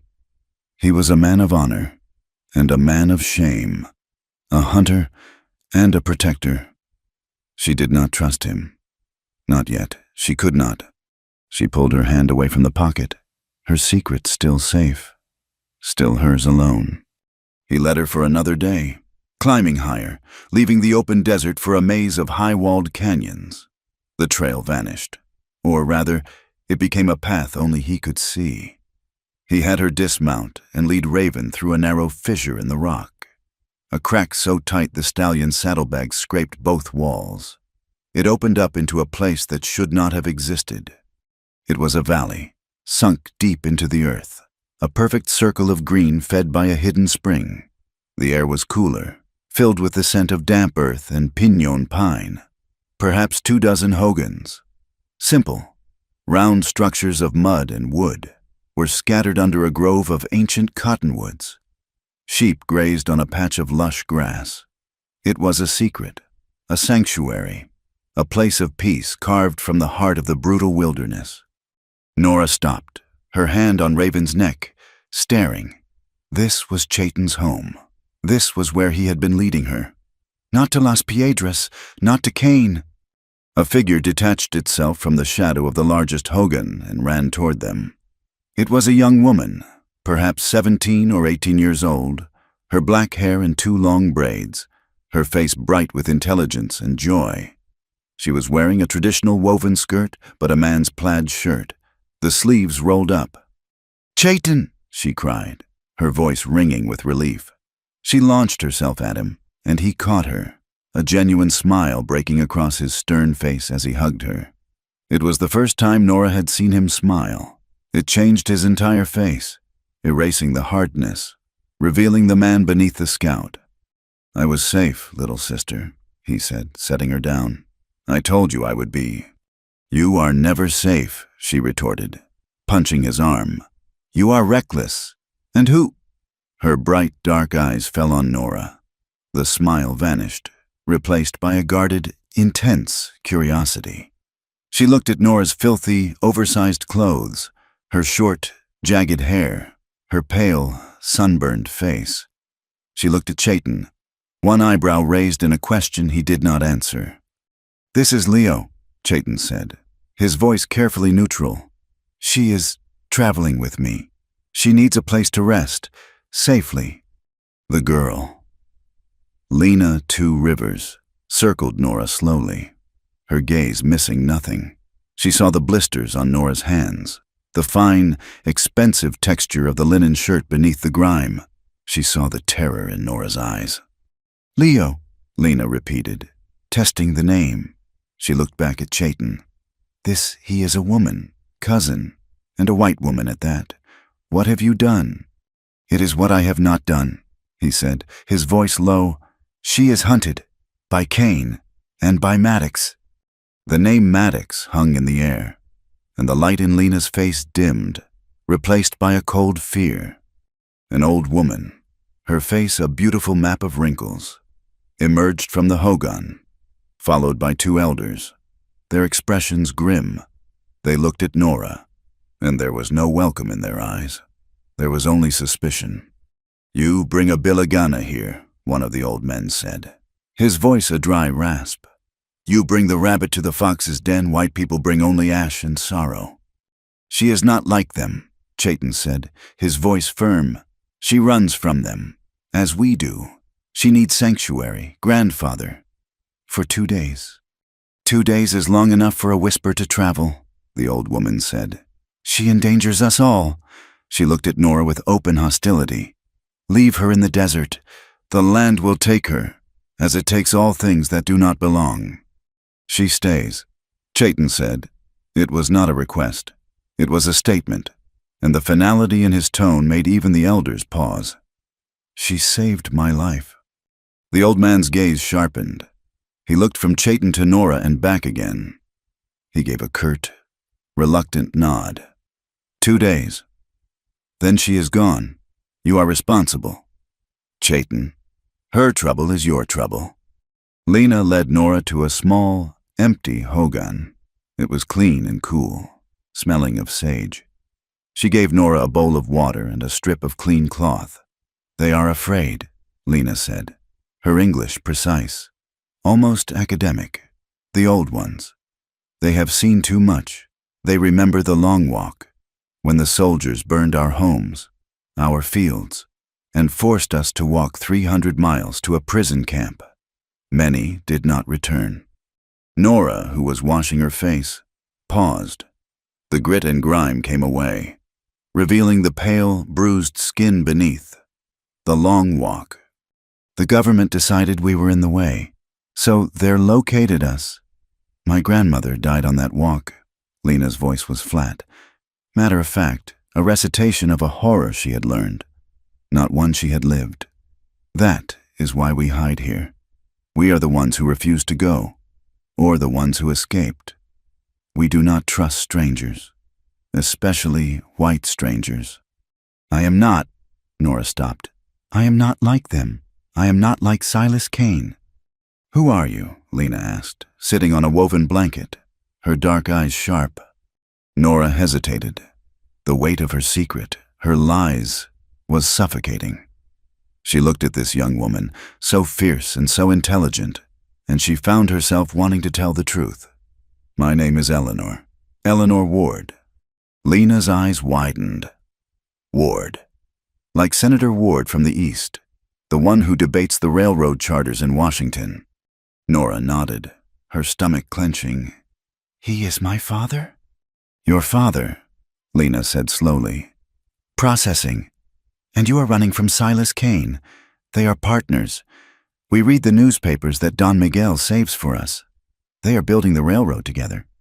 They are building it on lies, Nora said, her voice shaking with a sudden, cold anger. It is not just a railroad. Lena, it is a silver mine. I heard them talking about it. A mine hidden in one of the canyons north of here. That is what Kane wants. He is using my father, and the railroad, to get to it. Lena went very still. A silver mine, which canyon? I do not know. A deep one. A sacred one. They said, they laughed about it. Kane said he would tear it open. Lena stood up, her face pale. You must tell the elders, now. She pulled Nora from the hogan. Chayton was with the old man. whose name was Hastian, mapping out a patrol route. "She must speak," Lena said, her voice urgent. "Tell them what you told me." Nora, her voice trembling, repeated her story. She spoke of her father, of Silas Kane, and of the silver mine hidden in a sacred canyon. Hastian's face, already stern, turned to granite. He said something in Dine, his voice a low, angry growl. He strode into his hogan and returned a moment later carrying a long, deer-hide tube. He unrolled it carefully on the hard-packed earth. It was a map. It was not a map of lines and names like Nora had seen in her father's study. It was a map of stories, of spirits, drawn in charcoal and paints made from earth. It showed the mesas, the rivers, the springs, and at its center, it showed a deep, spiraling canyon. "Pizza yet ai," Hastian said, his finger tracing the canyon's rim. "The canyon of the ancestors. It is not mine. It is a burial ground. It is where our first people are sleeping. It is the most sacred place in our world. To break that earth, it is not just theft. It is sacrilege. It would be the death of our spirits." He looked at Nora, and his eyes were full of a deep, profound sorrow. "This is what your father and his partner wished to do, to dig up our bones for their yellow metal." Nora felt sick. She looked at Chayton. His face was a mask of cold fury. The dots were connecting, the casual, evil greed of Kane's world crashing into the sacred, fragile world of this hidden valley. "There is more," Nora whispered. Her hand went to the hidden pocket in her jacket. The time for secrets was over. She pulled out the thick, leather-bound ledger. "I took this from him, from Kane. I thought it was just accounts, but I think it is everything." Chayton took the book from her hand. He opened it. His face was grim. He could read some English, but not the complex, small script. He looked at Lena. "Read it, aloud." They sat in the shade, the three of them, the book open on Lena's lap. For an hour, she read. Her voice, at first clear, became hesitant, then sick with disbelief. It was all there. It was worse than Nora had imagined. It was not just accounts. It was a meticulous record of Silas Kane's conquest. Lena read the list of payments. To Marshall Pike, for services rendered, $1,000. To the Indian agent at Fort Defiance, 4 spoiled flower contracts, $500. She read the lists of names under the heading Contract Labor. They were not American names. They were Chinese, Irish, and Mexican. Beside many was a single word, indebted. "He is not paying them?" "Chayton," Lena whispered, her finger tracing a line. "He is tricking them. They sign a contract they cannot read, and they are charged for their food, their tools, their passage. They are slaves. They can never leave." Then she found the last entry, dated just a week before Nora had fled. "Incident at Tunnel 4. Mine collapsed. 7 men lost. Chinese labor. Unregistered. Report filed minor blasting accident. No casualties. Expense $100 to Marshall Pike." For silence. Nora put her hand to her mouth. "He buried them alive." She said, "He buried 7 men and paid $100 to forget them." Chayton stood up. He walked away from them, his back rigid. He looked out over the peaceful valley. His hands clenched into fists at his sides. He had known Kane was a bad man, a greedy man. He had not known he was a monster. He had not known the scope of his evil. He had taken this man's money. He had agreed to hunt for him. And this man was planning to drive his railroad, built on the bodies of slaves, straight through the graves of Chayton's ancestors. He turned around. His face was calm, but his eyes were burning. He looked at Nora, and his gaze was no longer that of a captor. It was that of an ally. "He will not stop," Chayton said. "He will not stop until he has that silver, and he will destroy everything, and everyone. In his way." He looked at the ledger in Lena's lap. "That book is the only thing that can stop him." "What do we do?" Lena asked, looking at her cousin. "We cannot fight his army. We cannot fight his money." Chayton said, "but he is a white man, and he fears white man's law." He looked at Nora. "In Santa Fe, there is a federal judge, Judge Harper. He is a hard man, an old man, but they say he is not for sale. They say he believes in the Constitution. This book, if this book was read by a man like that—" "We have to take it to him," Nora said, her voice finding a new strength. She was no longer a victim. She was a witness. "It is a 4-day ride, and Maddox is between us and the city." Chayton said, "He will be watching the roads, the towns, the railroad depots." "Then we do not take the roads," Chayton said. Later that afternoon, Nora was standing by the small, clear stream that fed the valley. She was trying to wash the memory of the ledger from her mind, the simple, brutal arithmetic of Cain's evil. She heard a sound and saw Chayton walking toward her. He carried a small, wrapped bundle. He stopped a few feet from her. "Lena found these for you," he said. He handed her the bundle. It was a dine skirt, a woven belt, and a pair of soft, high moccasins. "They will be better for riding, and you will look less like a runaway." "Thank you," she whispered, taking the clothes. Their eyes met. The silence between them was no longer filled with suspicion. It was filled with a new, shared understanding, a shared purpose. "I am sorry," she said, her voice small. "About your ancestors, about the canyon." "It is not your fault," he said. "You are not your father." "I do not know what I am," she confessed, looking down at the water. "I spent my whole life being told what to be. A good daughter, a quiet wife. When I ran, I tried to be a boy. I am not good at any of it." "You were good in the canyon," he said quietly. "When you charged the bandit, that was brave." "I was terrified," she admitted. "Bravery is not being without fear," he said. "It is being terrified and doing it anyway." She looked up at him, at his hard, handsome face, at the pain she now knew he carried. He was a man of 2 worlds, and he had just chosen his. He was risking his life, the safety of his people, for her, for a cause. She was standing on a slick, mossy rock at the edge of the stream. She took a step back, a step she did not mean to take, and her foot slipped. She cried out, her arms flailing, and she fell backward. Chayton moved instantly. He lunged for her, his hand catching her arm, but her momentum pulled him with her. They crashed onto the soft, sandy bank together, a tangle of arms and legs. Nora landed half beneath him, his chest hard against hers.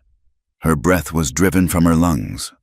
She looked up, and his face was inches from hers. His dark eyes were wide, surprised, and no longer cold. She could see the flecks of gold in them. She could feel his breath, warm and tasting of juniper, on her cheek.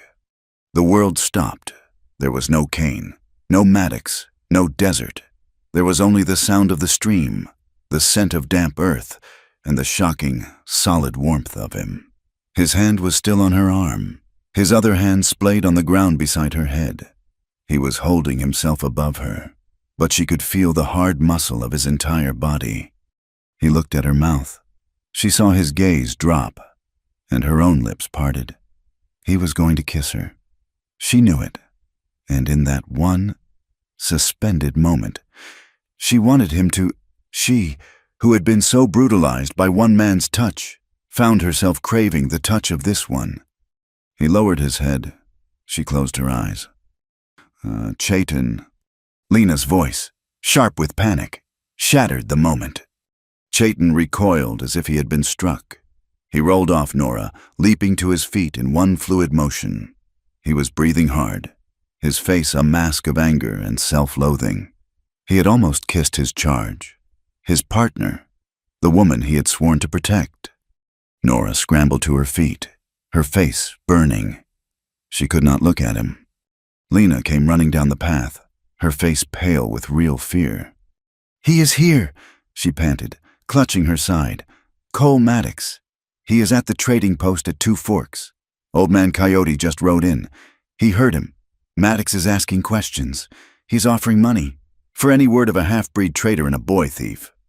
Chayton was already moving, his face the grim mask of the scout. The brief, vulnerable moment was gone, buried under the immediate, deadly threat. "He is too close," Chayton said. "He will find this valley. He can smell weakness." The elders gathered, their face dark with fear. The old woman who had first distrusted Nora pointed a trembling finger at her. "It is she. She is a curse. She has brought the wolf to our door. You must give her to him. Chayton, give him the white woman. He will take her and leave us in peace." "No," Chayton said, his voice flat. "If I give her to him, he will kill her, and then he will kill us for hiding her.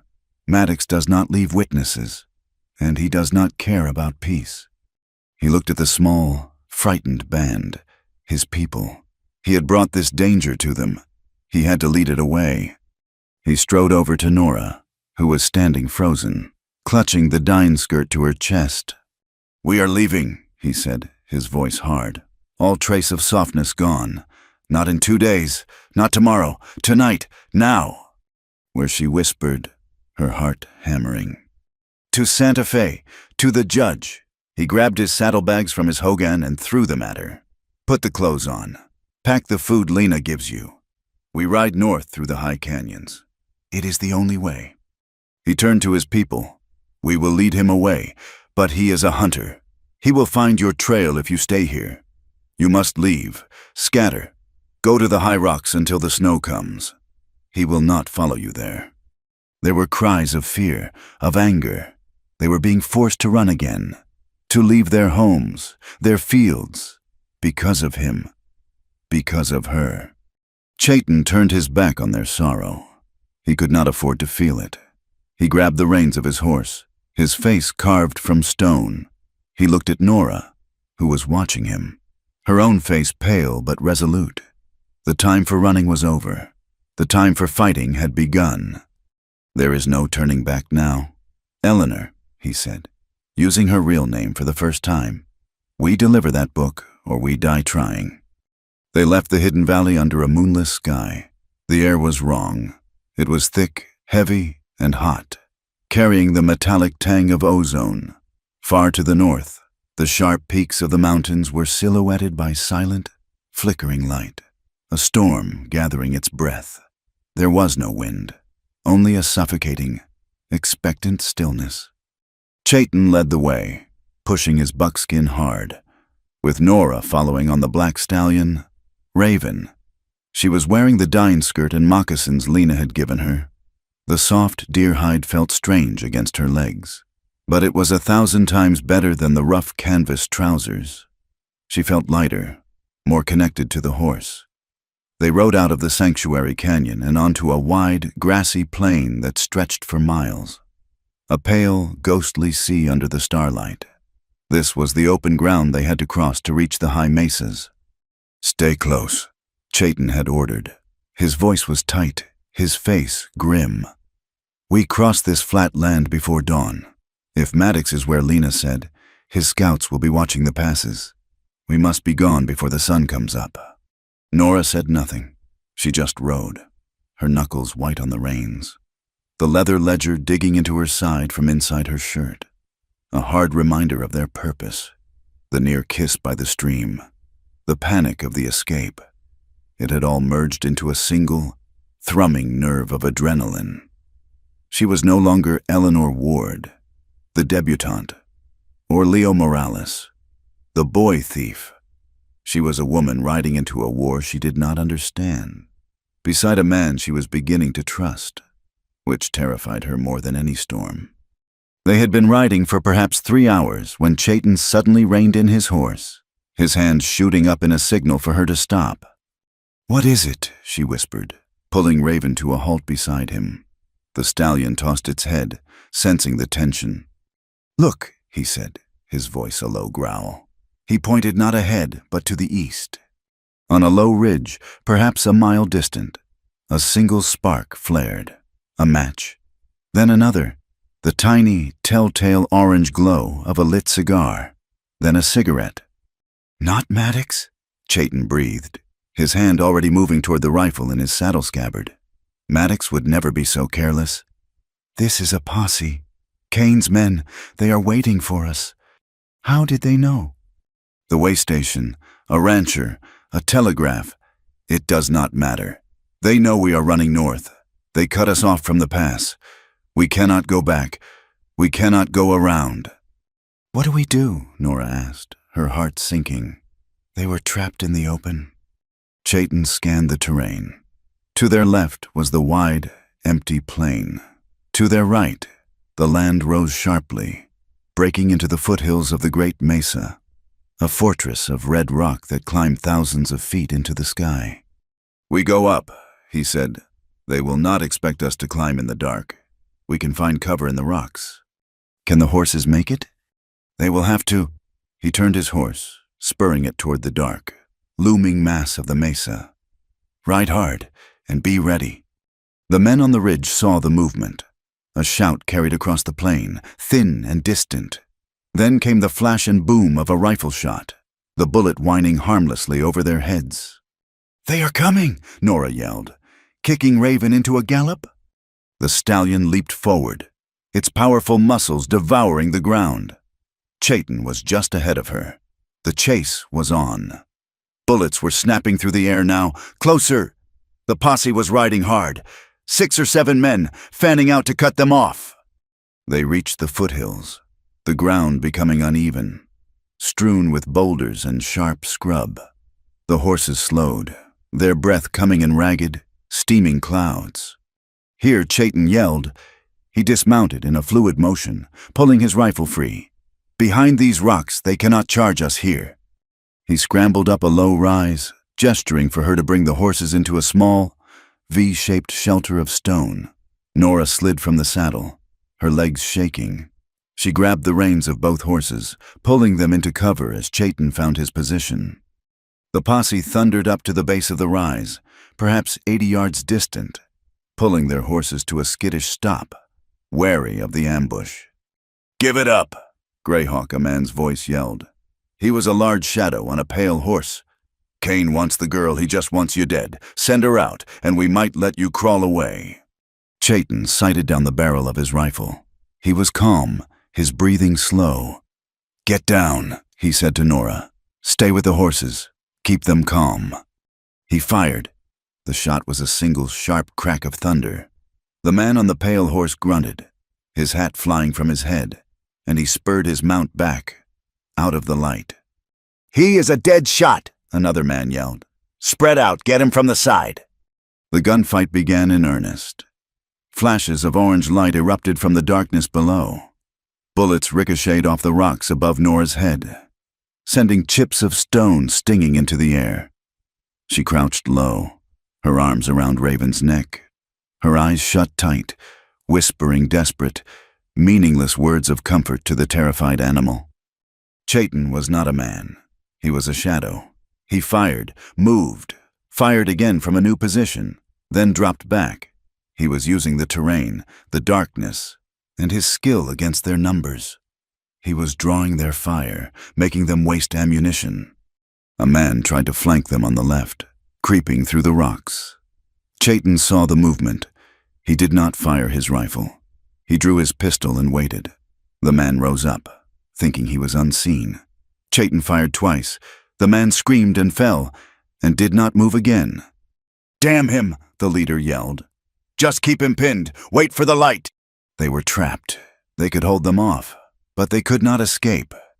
Dawn was perhaps an hour away, and the storm was getting closer. The silent, flickering lightning was gone.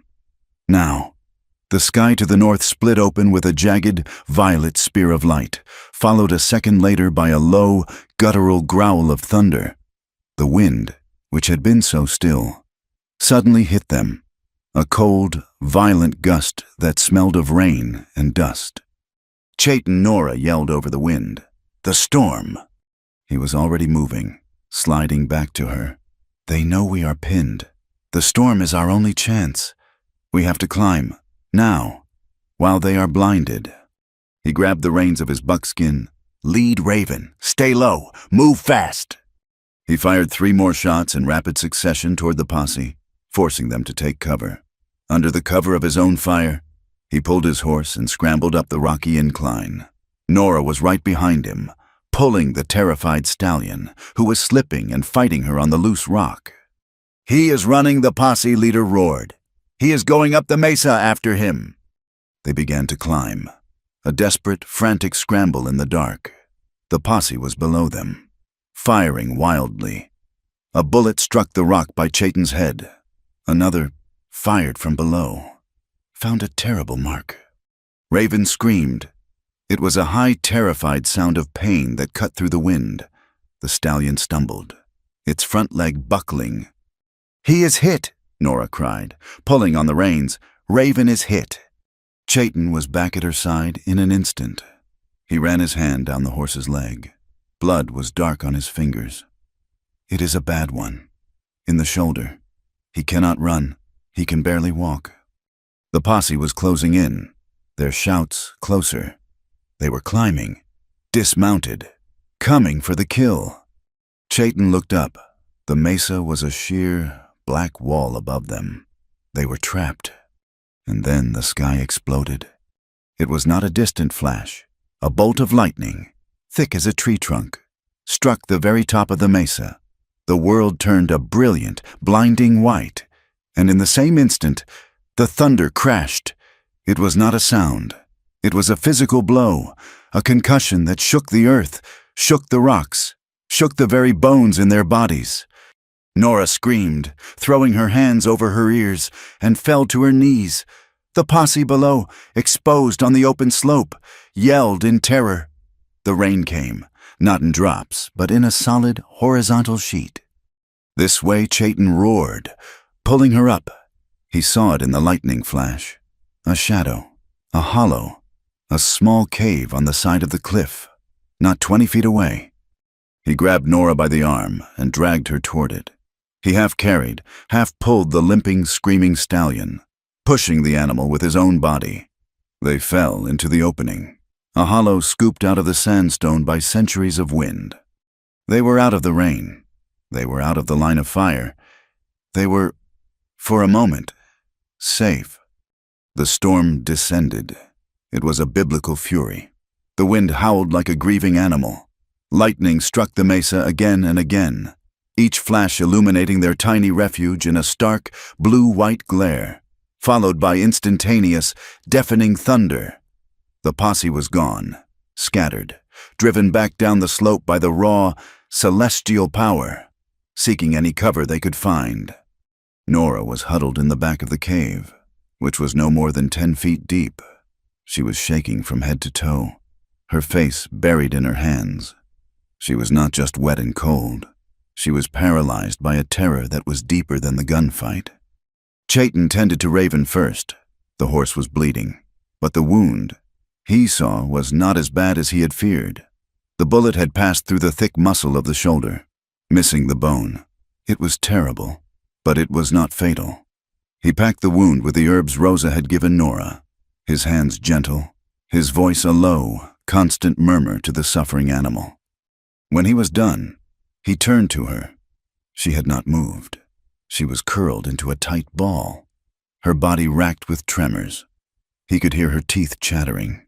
She had bitten her lower lip, and a thin trickle of blood ran down her chin, but she did not seem to notice. "Eleanor," he said, his voice loud over the storm. She did not respond. She was lost in her fear. He understood. This was not the fear of a woman in danger. This was the old, deep fear of a child. He turned away. He had tinder in a waterproof pouch. He found a spot in the deepest, driest part of the cave, shielded from the wind. He used his knife to shave slivers from a piece of dry juniper he carried. With patient, practiced hands, he struck a spark. A tiny, fragile flame caught, wavered, then held. He fed it, stick by stick, until a small, courageous fire was burning, its light a warm, yellow glow against the violent, blue flashes from outside. The firelight illuminated their faces, casting huge, dancing shadows. He sat on his heels and looked at her, She was still shaking. He did a strange thing. He reached into the fire and took a pinch of cold ash. He scooped a thumbful of the wet, red mud from the cave floor. He mixed them in his palm, a gray-red paste. He moved in front of her. She flinched as his shadow fell over her. "Be still," he said, his voice quiet, but firm. She looked at him, her eyes wide and witless with fear. He reached out and gently, with his thumb, wiped the blood from her chin. Then he dipped his fingers into the paste. He touched her face. She shuddered, but she did not pull away. His touch was not a man's. It was a priest's. He drew a line across her forehead, from temple to temple. He drew a second line down the bridge of her nose. He took her right hand, which was cold as ice, and drew a spiral in her palm, then closed her fingers over it. What are you doing?" she stammered, her voice shaking. "When I was a boy," he said, his voice a low rumble beneath the storm, "my mother would do this before my first hunt, before my first raid. It is a blessing, for protection, to remind the spirits that you belong to the earth, and you are not to be taken lightly." He looked into her eyes, and his were very dark, very old. "It will not stop a bullet. It will not stop the lightning. But my mother said it helps a person remember that they are not alone." Nora stared at him. The firelight was warm. His touch was warm. The symbols on her skin felt like a shield. The shaking in her limbs began to ease, the icy knot of terror in her stomach slowly beginning to unthaw. She looked at the storm, at the lightning that still tore the sky apart. She was still afraid, but the paralyzing, childish terror was gone. He had anchored her. "I have been afraid of storms my whole life," she whispered, her voice raw. "When I was a girl, our house in Boston faced the sea. The storms would come in, and the thunder, it sounded like the sky was breaking." She looked down at her closed hand, at the symbol he had drawn there. "I used to hide under my bed." She looked up, meeting his gaze. "The first time I saw a railroad, I was in a private car with my father. I was watching the fields fly past. It was raining. I was behind thick plate glass. I was safe. I was warm. And I remember thinking, this is freedom, this power, this safety." She laughed, a small, bitter sound. "I was a fool. I was in a cage, watching the world go by. This," she gestured to the mouth of the cave, to the howling wind and the lashing rain. "This is terrifying. I have never been so cold or so scared in my entire life. But I am not in a cage. This is real. It is the first real thing that has ever happened to me." The fire crackled. The storm raged. But in the small, warm cave, the world had shrunk to just the two of them. The space between them was electric, charged with more than just the storm. It was charged with their confessions. He had shared his ritual. She had shared her fear. She reached out, her hand hesitant, and touched his chest, her fingers tracing the outline of the tattoo he had shown her in the sandstorm. She did not ask about it this time. Her touch was a statement. "I see this. I see your pain."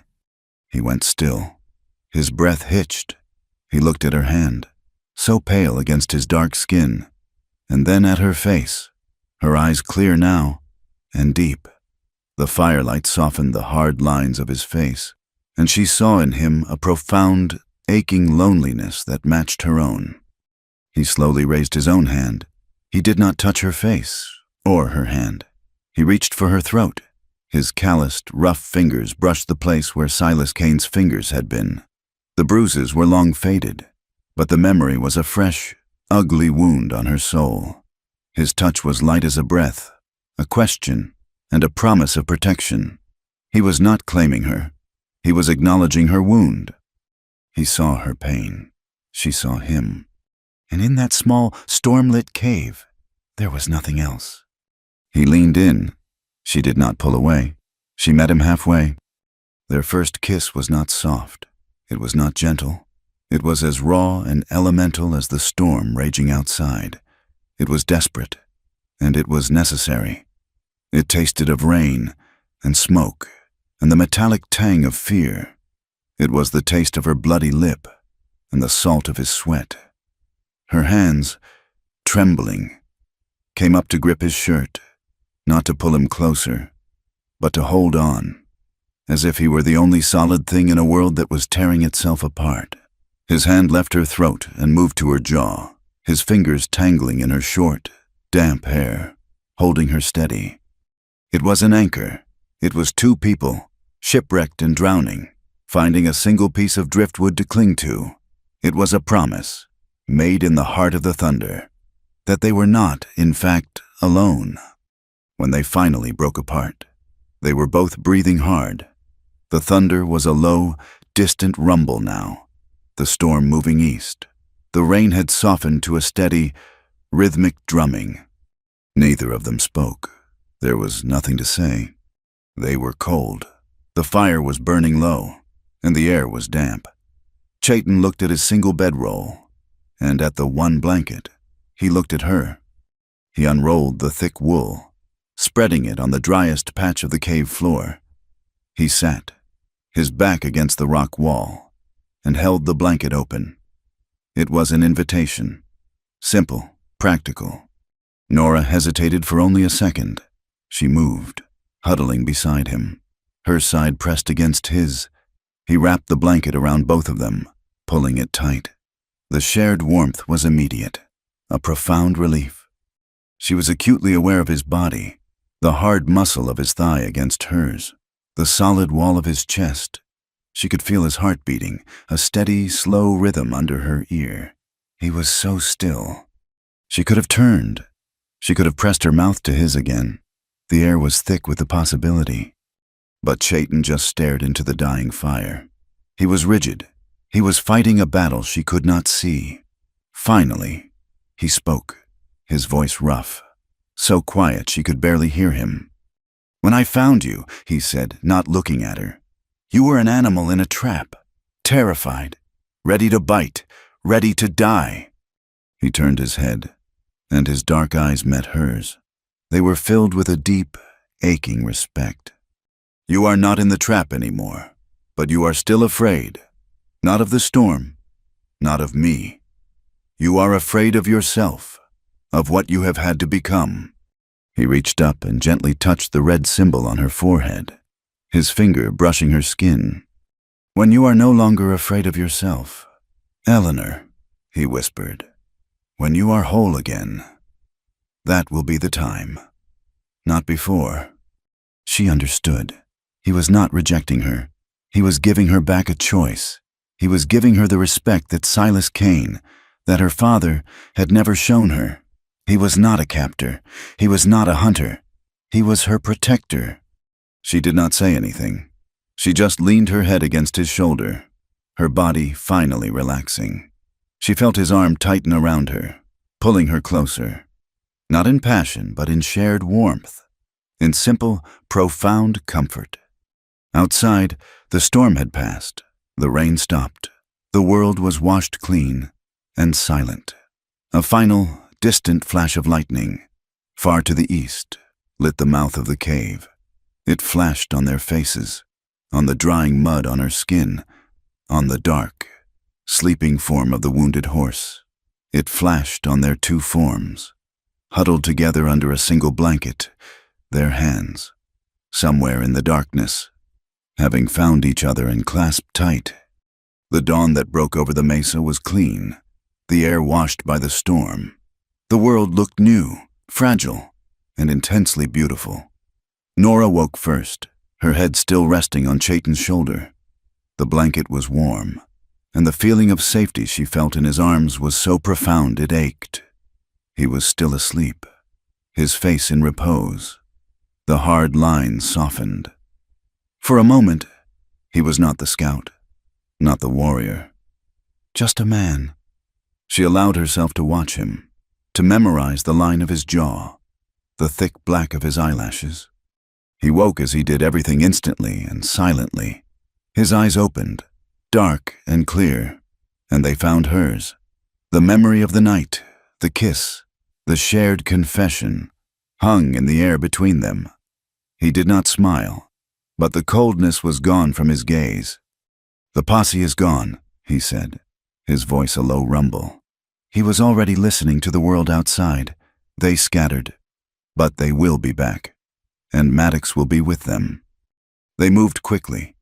Raven's wound was stiff, but the bleeding had stopped.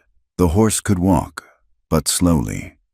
Chayton's buckskin was tired but unharmed. "He cannot be ridden," Nora said, stroking the stallion's neck.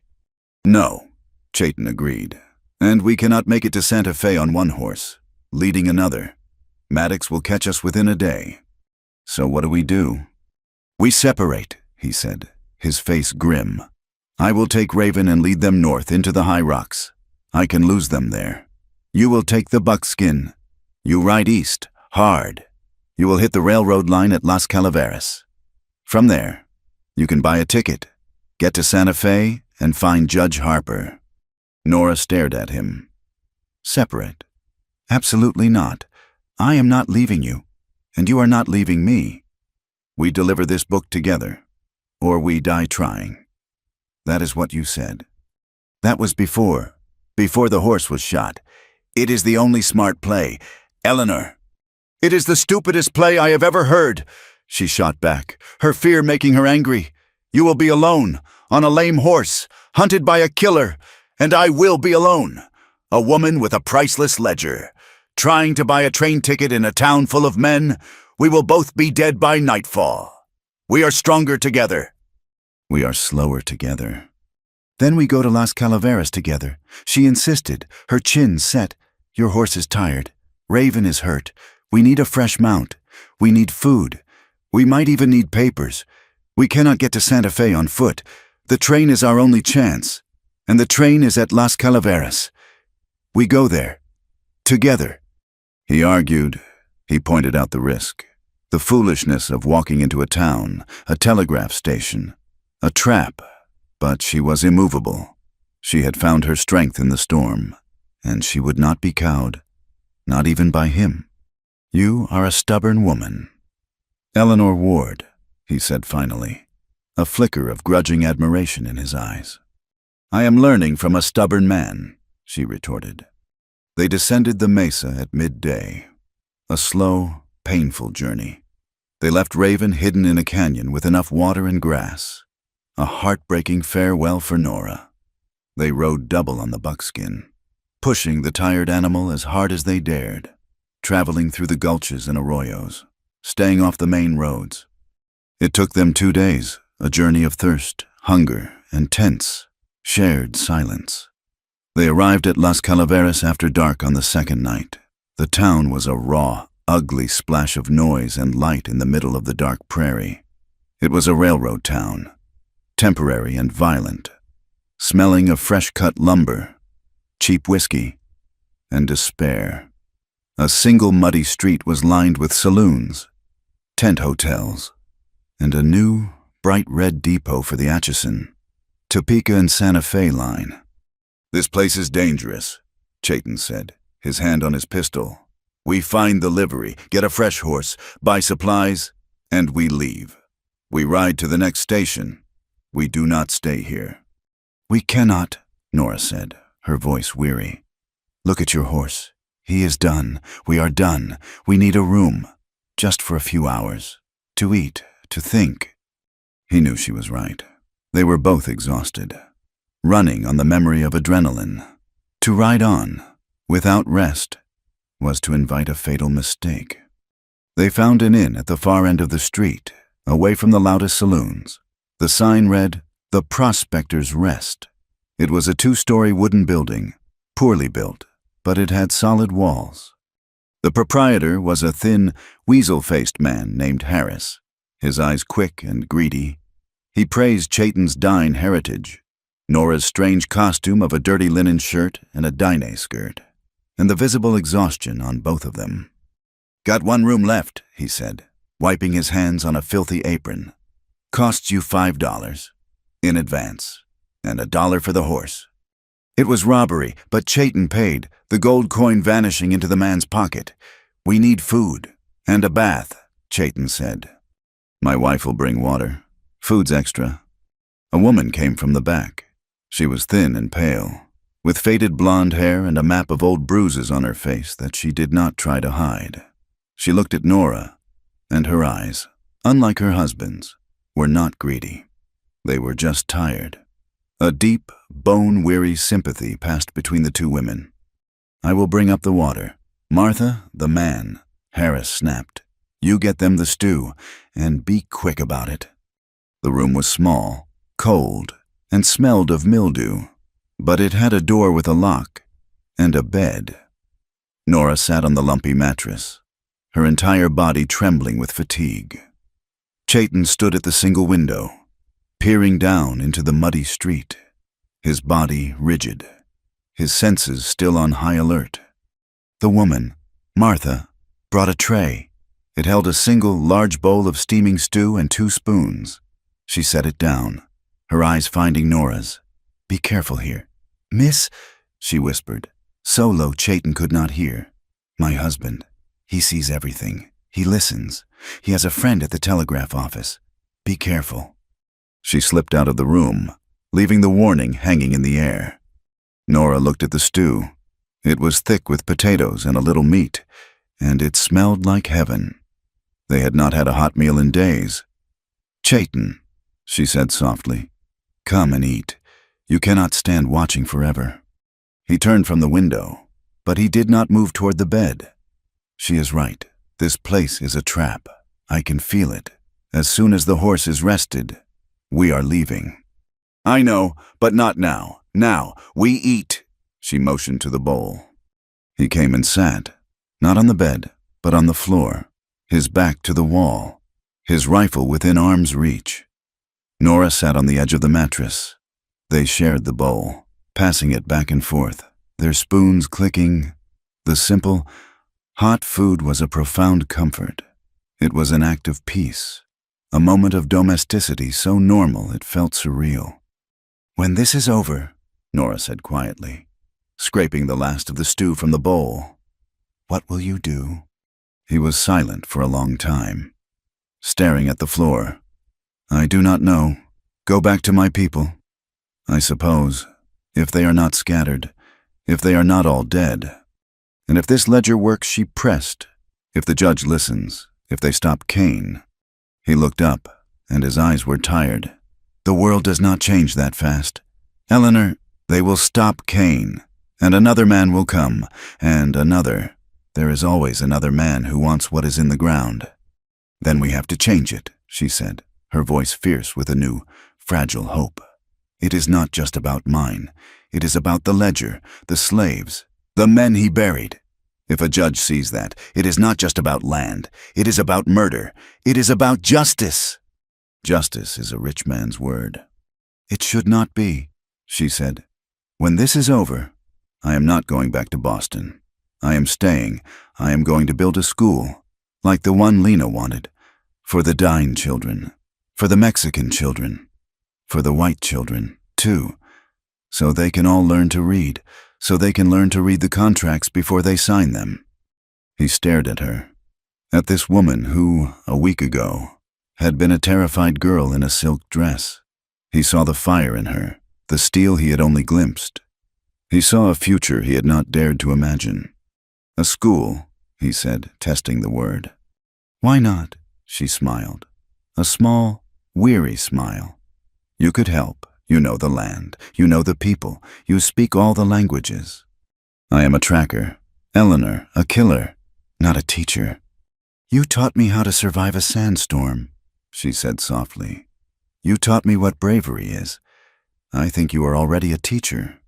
He looked away, his throat tight, unmanned by her simple, absurd faith in him. He stood up and went back to the window, his heart aching. Downstairs, in the dark, cramped office. Harris was writing on a piece of paper. "Marshal Pike. Las Piedras office. Have the half-breed and the boy thief. Room 2, Prospector's Rest. Come quick. Reward." He folded the paper and handed it to a grubby boy. "Take this to the telegraph station. Do not let anyone see you." At 4 a.m, the darkness was absolute. A cold, fine rain had begun to fall. Nora was asleep, fully clothed, on top of the covers. Chayton was not. He was sitting in the chair by the window, his rifle across his knees, dozing but not sleeping, his senses strained. He heard it, not a sound, but a change, a wrongness, the creak of a floorboard in the hall that did not belong to the building settling. He was on his feet, his hand over Nora's mouth, before she was even awake. "Quiet," he breathed. "They are here." Her eyes flew open, wide with terror. She understood instantly. The door did not just open, it exploded. The cheap pine lock burst, and the door slammed open, kicked in by a heavy boot. 3 men filled the doorway. 2 were deputies, their faces shadowed, their pistols raised. The 3rd man, the one in the center, was tall and thin, wearing a long, oilskin duster. He had a pale, narrow face and dead, colorless eyes. It was Cole Maddox. "Well, well," Maddox whispered, his voice a dry rustle. "The traitor and his pet. Get them." Chayton did not hesitate. He shoved Nora off the bed, onto the floor, and brought his rifle up. He was too slow. One of the deputies lunged, not firing, but smashing the barrel of his own pistol across Chayton's face. The blow was brutal, heavy. Chayton staggered back, blood exploding from his nose. He roared, a sound of pure rage, and lunged, his knife in his hand. But Maddox was ready. He stepped forward and swung a heavy, leather-wrapped sap. It struck Chayton on the side of the head with a sickening, wet thud. Chayton's eyes rolled back. He collapsed, his limbs loose, and fell to the floor like a sack of stones. "No!" Nora screamed. She scrambled for Chayton's fallen rifle, but one of the deputies kicked it away and grabbed her by the hair, hauling her to her feet. "Get your hands off her," Maddox ordered. The deputy let go. Nora stood trembling, her eyes fixed on Chayton's still, bloody form on the floor. He was not moving.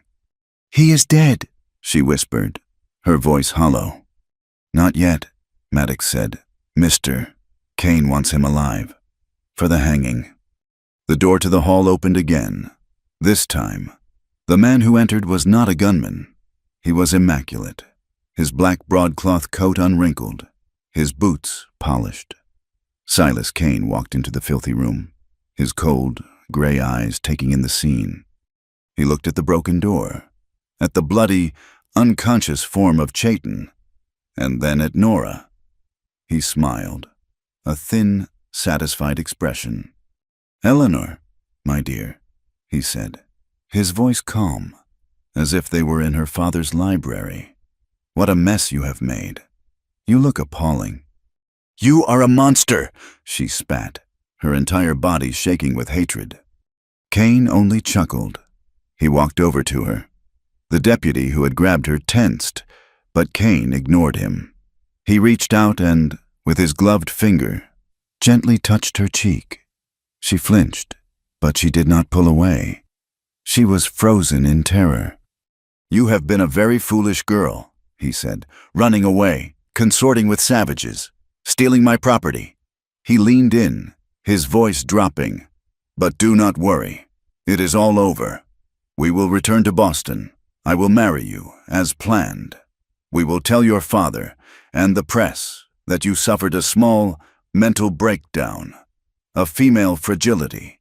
This savage confused you, kidnapped you, but I, your devoted fiancé, have rescued you." "I will tell them the truth," she hissed. "Will you?" Kane's eyes were cold as ice. "Who will they believe, a hysterical, compromised woman, or me?" He looked down at Chayton. "As for him, his fate is much simpler. Marshal Pike has a warrant. For kidnapping a white woman.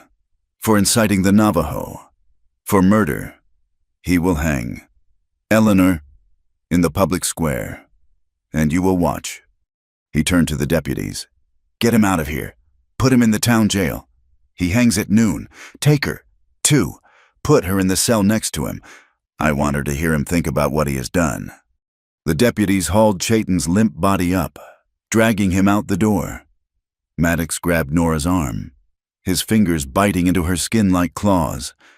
"Move!" They dragged her down the stairs. Through the silent, dark inn, Harris, the proprietor, was watching from his office, his weasel face alight with greed. They marched her down the muddy street. The rain was falling harder now. The jail was a small, solid stone building next to the marshal's office. A deputy unlocked the heavy door, and Maddox shoved Nora inside. The front room was empty, save for a desk. There were 2 cells in the back. They threw Chayton into one, his body hitting the stone floor with a groan. He was still unconscious. Maddox shoved Nora toward the second cell. As she passed the filthy, rickety desk, she acted. It was a desperate, insane gamble. With her free hand, the one Maddox was not holding, she reached inside her shirt and pulled out the leather ledger. In one swift motion, as she stumbled, she slipped it under the desk, pushing it deep into the shadows where the floorboards were uneven and dark. Maddox shoved her into the cell. "Not seeing? Get in there and think about your new life. Miss Ward." He slammed the heavy barred door and locked it. He and the deputies left, leaving a single smoking lantern on the desk. Nora was alone in the dark, with the sound of the rain and the low, agonizing groan from the man in the cell next to her. In the street, a small, thin boy, no older than 10, watched the deputies leave. He was little Thomas, the inn's bootblack. He had been sleeping in the stable, and he had seen everything. He had seen the deputies arrive. He had seen them drag the Indian tracker out, his face a mask of blood. He had seen them lock the girl in the jail. Tomas hated Marshal Pike. He hated Kane. He hated all of them. He ran, his bare feet silent in the mud, not to his bed, but to the edge of town, to a small, dark shack made of scrap lumber and canvas. He knocked on the door, a secret rhythm. It was opened by an old woman, her face as wrinkled as a dried apple, her eyes as black and sharp as obsidian. She was an old Paiute woman, a shaman, despised by the town but feared by it, too. "What is it, child?" she rasped. "They have him," Thomas panted. "They have the tracker, the one who works with the dine, and they have the girl, Maddox and Kane. They are going to hang him." The old woman's eyes narrowed. "Kane." She spat the name. "The man who builds his railroad on the bones of our children." Her own son had died in Kane's tunnel collapse, the one Nora had read about in the ledger. He was one of the unregistered. "Get me the oil," the old woman said to Thomas, her voice a cold whisper. "And the matches, a hanging needs a fire. We will give them one." The storm hit its peak an hour before dawn. The cold rain turned to sleet, driven by a howling wind. In the town jail, Nora was pressed against the bars, whispering Chayton's name. He was finally moving, groaning, trying to sit up. "Eleanor," he whispered, his voice thick with pain. "Where?" "In the jail. They are going to hang you. Oh, God! Chayton, you are bleeding." "The ledger," he choked out, ignoring his own pain. "Did they get the ledger?" "No," she whispered, her voice triumphant. "No, I hid it. It is under the desk." He slumped back, a small, pained laugh escaping him. "Good, good girl." That was when they heard the scream. Fire at the livery. Through the small, barred window, the sky was no longer black. It was a pulsing, furious orange. The stable, where the deputies and Maddox had left their horses, was engulfed in flames. The bell in the town's tiny church began to ring. A frantic, clanging alarm. Men shouted, running through the mud. The 2 deputies guarding the jail cursed, unlocked the front door, and ran out to help save the horses. They left the door unlocked, open to the night. A moment later, a small shadow slipped inside. It was little Tomas. He ran to Chayton's cell, holding up a heavy ring of keys. The old woman started the fire. He whispered, his hands shaking as he tried to find the right key. She said it was a gift. He found the key and unlocked Chayton's cell. Chayton stumbled out, using the bars for support. He was dazed. His head split open, his vision swimming, but he was on his feet. "The girl," he rasped. Tomas ran to Nora's cell and unlocked it. She flew out, grabbing Chayton, supporting him with her shoulder. "We have to go," she urged. "The ledger. I have to get the ledger." She dove under the desk, her hands finding the book, and shoved it back into her shirt. The front door opened. It was not a deputy. It was Cole Maddox. He stood in the doorway, his duster slick with rain, his pale eyes glowing in the firelight. He had not gone to the fire. He was a hunter, and he never left his kill. "Going somewhere," he whispered. He raised his pistol. Chayton reacted on pure instinct. He shoved Nora so hard she fell back into the open cell, out of the line of fire. He lunged at Maddox, not as a man, but as a wounded bear. He was too slow. Maddox fired. The shot was deafening in the small room. Chayton grunted, the bullet tearing through his side, spinning him around. But his lunge had carried him forward. He crashed into Maddox, his knife, which they had not taken, in his hand. The two men fell out the door, into the muddy street, lit by the roaring fire from the stables. It was a primal, brutal fight. Maddox had his pistol, but Chayton was too close. Chayton had his knife, but he was wounded, dazed. They rolled in the mud, pounding at each other with fists.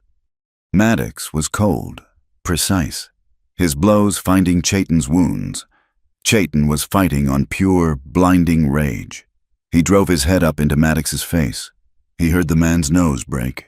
Maddox screamed and raised his pistol to use as a club. Chayton saw the opening. He drove his knife up, under the man's ribs. With all the strength he had left, he put his shoulder into it, driving it to the hilt. Cole Maddox froze. His pale eyes went wide. Surprised, he looked down at the knife buried in his chest. He looked at Chayton. A small, bloody sigh escaped his lips, and he went limp. Chayton pushed the body off him and tried to stand. He got to his knees, but he could not get further. He was bleeding, badly, from his head and from his side. Nora ran out, her hand to her mouth. She grabbed him, pulling him up. "Chayton, oh God, you are hurt! We have to—" They heard a sound. A long, mournful whistle. The freight train, the one they had planned to take, was preparing to leave. The fire, the chaos, had made it leave early. "The train!" Chayton gasped, leaning on her, his blood hot on her shoulder. "Eleanor! The train! We have to—" They stumbled, half ran, half fell through the mud, past the shouting men, past the burning stable. No one saw them. All eyes were on the fire. The train was moving, chugging slowly, picking up speed. They reached the tracks. An open boxcar was rolling past. "I cannot," Chayton gasped, his legs buckling. "Yes, you can," Nora screamed. She shoved him, using her shoulder, her entire body. He got a hand on the edge of the car. She pushed him from behind, with a strength she did not know she possessed. He rolled, bonelessly, into the dark, open car. The car was moving faster. Nora ran alongside it, her lungs burning. She grabbed the iron handle. Her feet slipped in the mud. For a heart-stopping second, she was dragged. Then, a hand grabbed her wrist. Chayton. He was lying on the floor of the car, but he had reached for her. He held on, his grip like iron, and she used his strength to haul herself up, tumbling into the darkness beside him. "They were safe. They were alive. They were moving." Nora knelt over him, her hands hovering over the new, dark stain spreading across his side. "You are bleeding," she whispered, her voice breaking. He just looked at her, his face pale in the darkness, his eyes finding hers. The train whistle screamed, a long, triumphant cry as it pulled out of Las Calaveras, leaving the fire and the mud and the body of Cole Maddox behind. Chayton closed his eyes. The boxcar was pitch black, and it smelled of straw, old grain, and the metallic, coppery scent of Chayton's blood. The train's whistle screamed again, a long, mournful sound that was, for them, a cry of freedom. The carriage rattled and swayed, the wheels clacking over the rails, a rhythmic, pounding heartbeat carrying them away from Las Calaveras. Nora knelt over him, her hands shaking so badly she could barely think. She was in the dark, with a dying man, in a moving crate. "Chayton," she whispered, her voice breaking. "Oh God, Chayton, stay with me." He groaned, a low, animal sound of pain. He was lying on his back, his side a spreading, hot pool of liquid. "The lantern," he gasped, his teeth clenched. "On the desk. Did you—" "No," she choked out, her mind racing. There was no time. She had no light. She could not see the wound. She could not see his face. She could only feel the alarming, sticky warmth. She tore a long strip from the hem of her dine skirt. It was not clean, but it was all she had. "Where?" she asked, her hands hovering over him. "Where did he hit you?" Sighed. "He breathed. It went through, I think." Her fingers, clumsy in the dark, found the entry wound. It was a hot, ragged hole in his side, just above his hip. She pressed the cloth against it. "Hard." He cried out, his whole body arching in agony, and then went limp. "I am sorry," she sobbed, tears tracking through the grime on her face. "I am sorry, I am sorry." "Do not be sorry," he whispered, his voice faint. "Be smart. We are not safe, not yet. We are on a train. Chayton, we are moving. We got away. Kane," he breathed. "He is not like Maddox. He does not just kill, he plans, he builds. He will not let that ledger go." He was right. She had won the battle with the dog, but the snake was still out there. "He will go to Santa Fe," she reasoned, trying to think. "He will try to get to the judge before we do." "No," Chayton said, his voice stronger, his mind clearing through the haze of pain. "He is smarter than that. He will not let us reach Santa Fe. He knows the route. He knows the land." A cold dread settled over her, heavier than the darkness. "What do you mean?"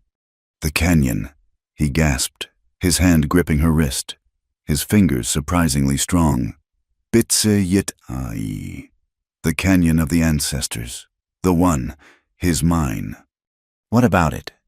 "The railroad, it goes right over it, on a bridge, a new one, built of wood."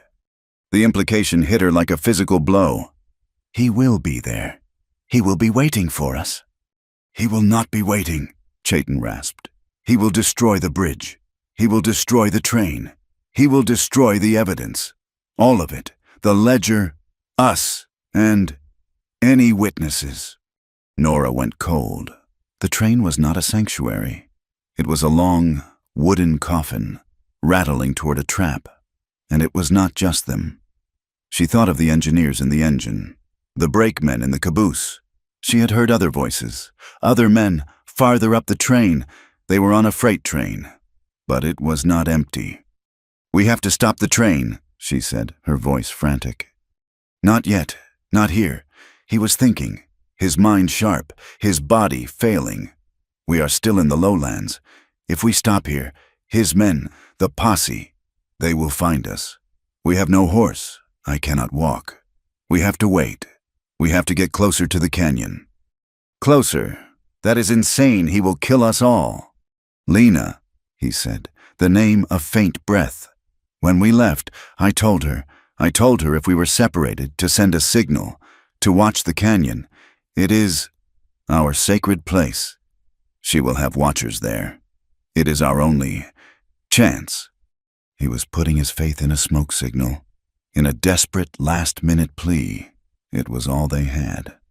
"All right," Nora said, her voice steadying. She had his life, and hers, and the lives of the men on this train in her hands. She had to be strong. "What do I do?"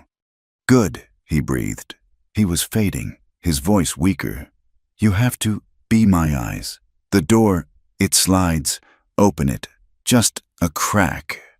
She fumbled in the dark. her hands finding the heavy wooden bar. It was thick, but it was not locked from the outside. She put her shoulder into it, grunting with the effort, and slid the heavy door open perhaps 6 inches. A sliver of cold. Gray light cut the darkness. The pre-dawn was breaking. The rain had stopped, but the sky was a bruised purple color. The train was moving fast, the landscape a blur of wet sagebrush and dark, low hills. "On the wall," Chayton whispered, his voice thin. "The emergency brake, a red handle. Do you see it?" Nora looked. There, on the wall of the boxcar, was a long metal lever, painted a faded red. "I see it." "When I tell you, you pull it hard, with all your weight.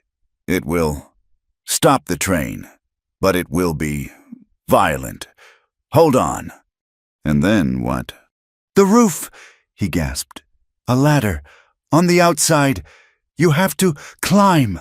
You have to see what is at the bridge. I cannot see from here."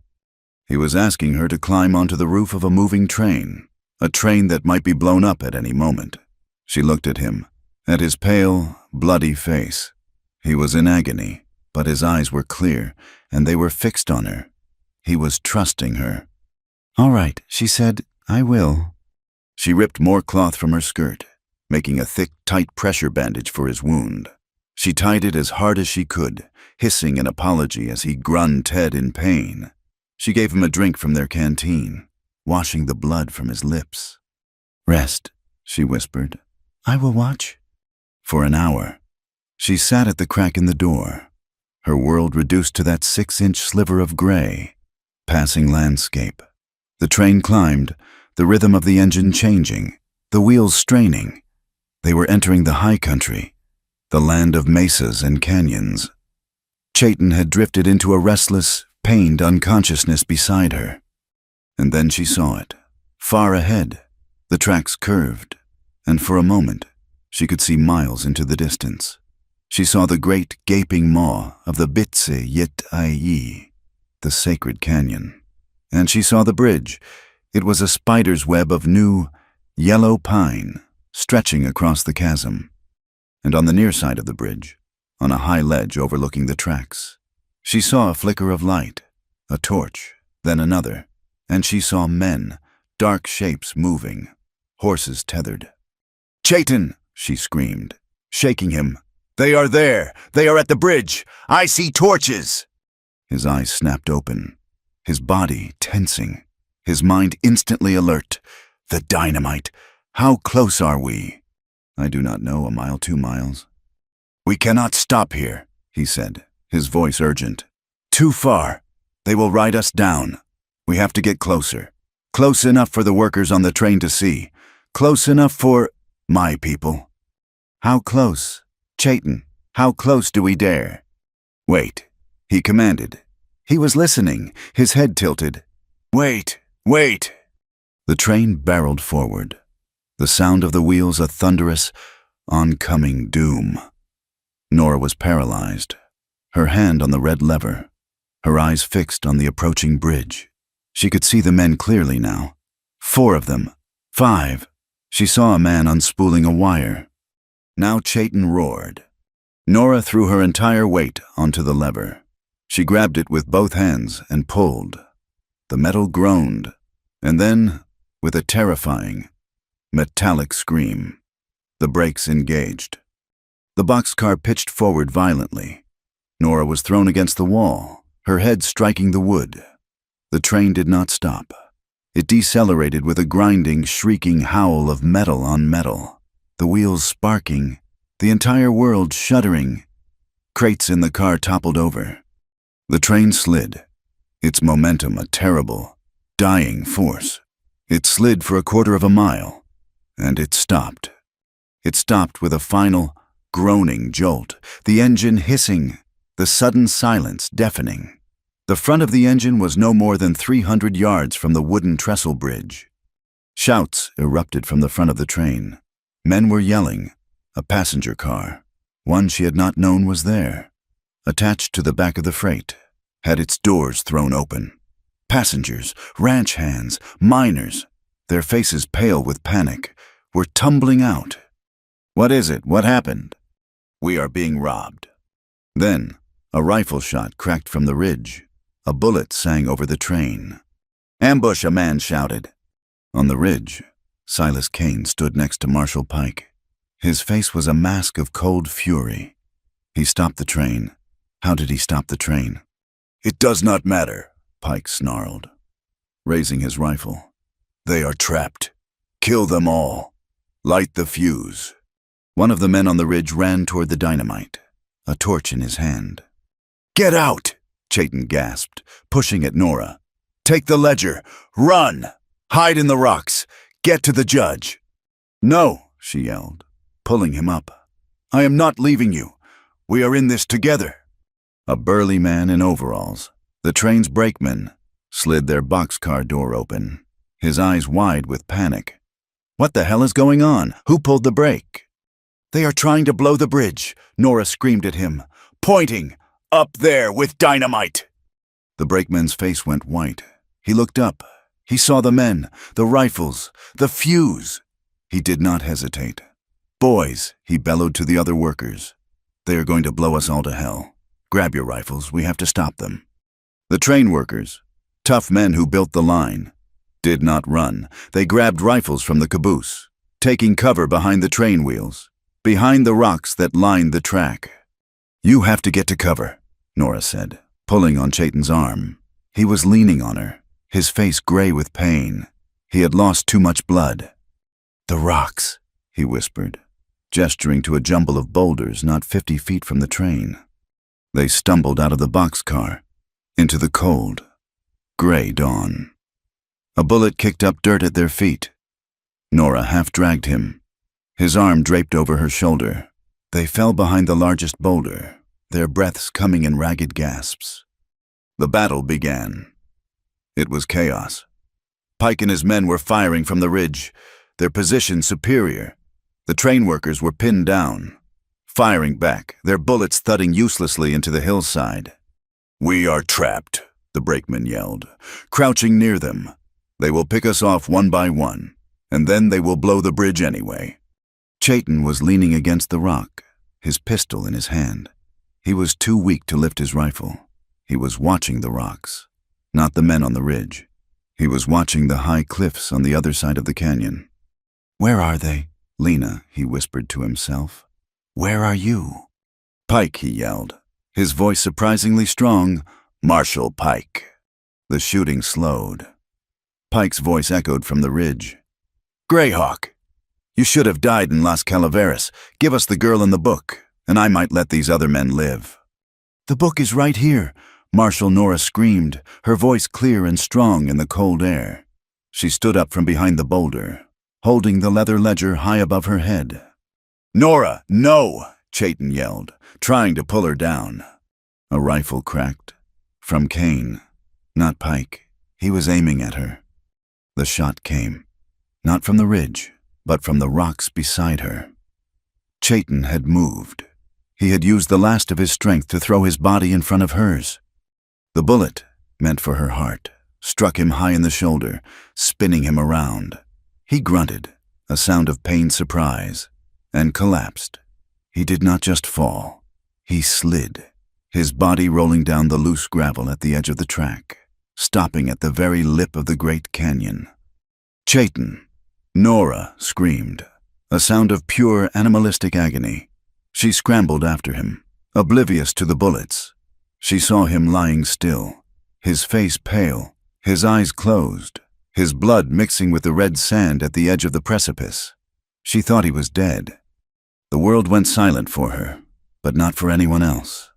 From the high cliffs, on both sides of the canyon, a sound arose. It was a high, thin wail, a war cry. And then, as if they had sprung from the rock itself, figures appeared. Dine warriors, their faces painted, their rifles ready. They were not rabble. They were a disciplined fighting force. Lena had not just brought watchers. She had brought an army. They opened fire, not on the train, but on the ridge. Pike's men were caught in a perfect, devastating crossfire. The hunters had become the hunted. "Where did they come from?" Pike roared, his men falling around him. But Silas Kane was not watching the battle. His eyes were on Nora, who was kneeling over Chayton's body. He had lost. The ledger was gone. The mine was gone.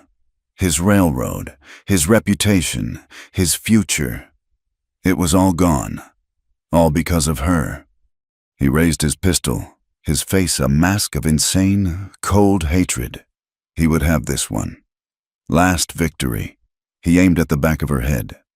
He did not hear the man yelling, the one he had sent to light the fuse.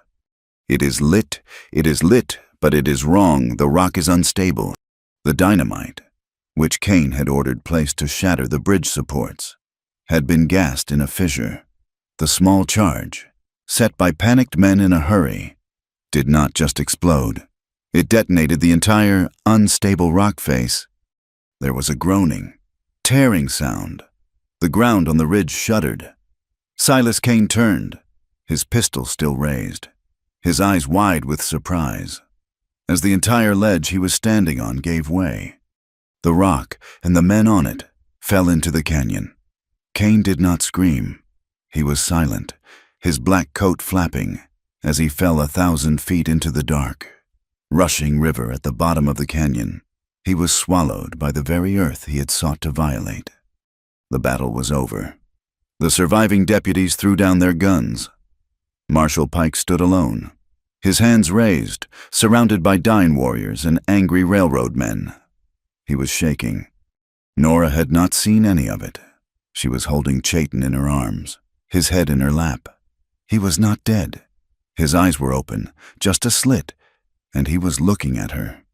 "Nora," she said, her tears falling on his face. "Do not leave me. Please, do not leave me." Marshal Pike, his hands bound, was being marched past them. He looked at Nora, his face a snarl of hatred. "You," he spat, "you and your savage lover. You have ruined everything, but you will not win. The law." Nora looked up. Her face was a mask of cold, pure rage. She pulled Chayton's pistol from his holster. She stood up, walked over to Pike, and pressed the muzzle of the gun directly under his chin. The warriors, the workers, they all stopped. "The law," Nora whispered, her voice shaking with fury. "You want to talk about the law?" She held up the ledger, which she had never let go. "Here is the law. Marshal, the law you broke, the men you helped murder, the land you helped steal." She turned to the brakeman, who was standing nearby, his face pale. "Can you read?" "Yes, ma'am," he stammered. She threw the book at him. Read it all. And then you take it to Judge Harper. You tell him what you saw here." She turned back to Pike, the gun still steady. He was sweating, his eyes wide with terror. He was going to die. "You are not worth the bullet," Nora said, her voice dead. She lowered the gun. "You will not hang. That is too easy. You will live, and you will go to prison, and you will listen to every word of the testimony against you. You will live to see us win." She turned her back on him and ran back to Chayton. She knelt, cradling him. He was fading. The new wound in his shoulder was bad, but the one in his side was worse. His blood was all over her. "Chayton," she begged. He raised a hand, his fingers weak, and touched the red, drying mud on her forehead, the symbol he had drawn in the cave. "Mesa," he whispered, his voice a thread. "The storm, the night rain." "I remember," she sobbed. "I remember." "Good," he breathed. His eyes found hers and held them. "Remember, you belong to you. Not to your father, not to Kane, not to me. You belong to you." His hand fell from her face. "If I live, Eleanor," he whispered, the words so faint she had to lean down to hear them. "If I live, I will walk with you." His eyes closed. His breath shuddered. And then it stopped. The world went silent. The air in Santa Fe was thin and sharp, smelling of piñon smoke and dust. It was the air of a place perched between the desert and the sky, in a quiet, sunlit room in a house off the main plaza. Chayton Greyhawk slowly returned to the world. He was in a real bed, with clean, white sheets. His entire chest and side were wrapped in thick, white bandages. Every breath was a fresh, sharp argument with his own body. But he was breathing, and he was alive. He had been in this room for 2 weeks. He had vague, fevered memories of the journey after the canyon. Nora, her face a pale, grim mask, ordering the railroad men to put him on the train. The brakemen, the one she had given the ledger to, cleared a space for him in the caboose, making a bed of mail sacks. The agonizing, jolting ride. A man with a rough, kind face meeting them at the Santa Fe depot. A man the brakeman had called Doctor. Dr. Elias Thorne was a former Army surgeon who had seen more gunshot wounds than he cared to remember. He had looked at the 2 wounds on Chayton, the ragged tear in his side and the new, terrible hole in his shoulder, and had shaken his head. He had given him a 50-50 chance, at best. But the bullets had missed his heart and his lungs. They had taken blood and meat, but not his life. He had been lucky. Or, as the old Dine women would say, the spirits had not been ready for him. Nora sat at a small, scarred wooden desk near the window. Sunlight poured over her, illuminating the dust motes dancing in the air. She was writing, her hand, holding the pen, still trembled. Not from fear, not anymore. It trembled from the sheer, exhausting weight of memory. She was writing her testimony for Judge Harper. She had to write it all down, every word, every touch, the way Silas Kane had gripped her chin in the library, his voice a cold whisper, the feel of his fingers on her throat, the casual, terrifying display of ownership. She had to write about the conversation she overheard, the cold, business-like talk of her father and Kane, planning her life as if it were a railroad charter. She had to write about the escape, the terror of the stagecoach, the sandstorm, the fight in the pass. She had to write about the ledger, about the names of the men buried in the tunnel, about the payments to Marshall Pike. With every word she wrote, she was taking the shame he had tried to put on her and turning it into an accusation. She was taking her terror and forging it into a weapon. She was no longer a victim, running. She was a witness, standing still. The territorial courthouse in Santa Fe was in the old palace of the governors, a long adobe building that had seen Spanish viceroys, Mexican governors, and now, American judges.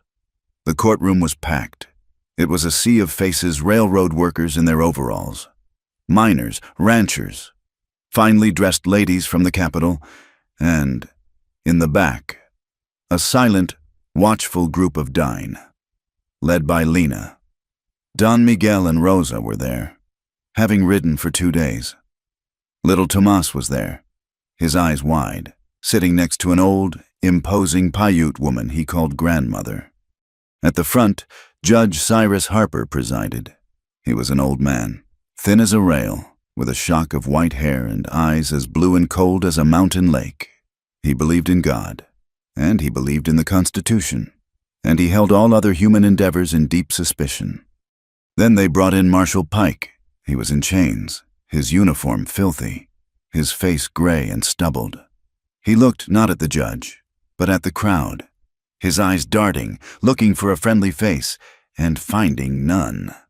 "This is not a trial," Judge Harper's voice boomed, cutting through the silence. "This is a federal hearing. We are here to determine if the laws of the United States have been violated in this territory. We are here to examine the evidence concerning the collapse of the Kane Consolidated Rail Line and the death of its proprietor, Silas Kane." The hearing lasted for 2 days. It was not a trial, it was an avalanche. The brakeman, a man named Henderson, was called first. He identified the ledger. He read, in his simple, clear voice, the entries Nora had marked, the payments to Pike, the list of indebted Chinese laborers, and the final, Damming entry incident at Tunnel 4. 7 men lost, unregistered. Report filed minor blasting accident, no casualties. Expense $100 to Marshal Pike. For silence. A low, angry murmur went through the courtroom. Don Miguel and Rosa took the stand. They told of Cole Maddox, of the $500 bounty, of the hunt for Chayton and the boy.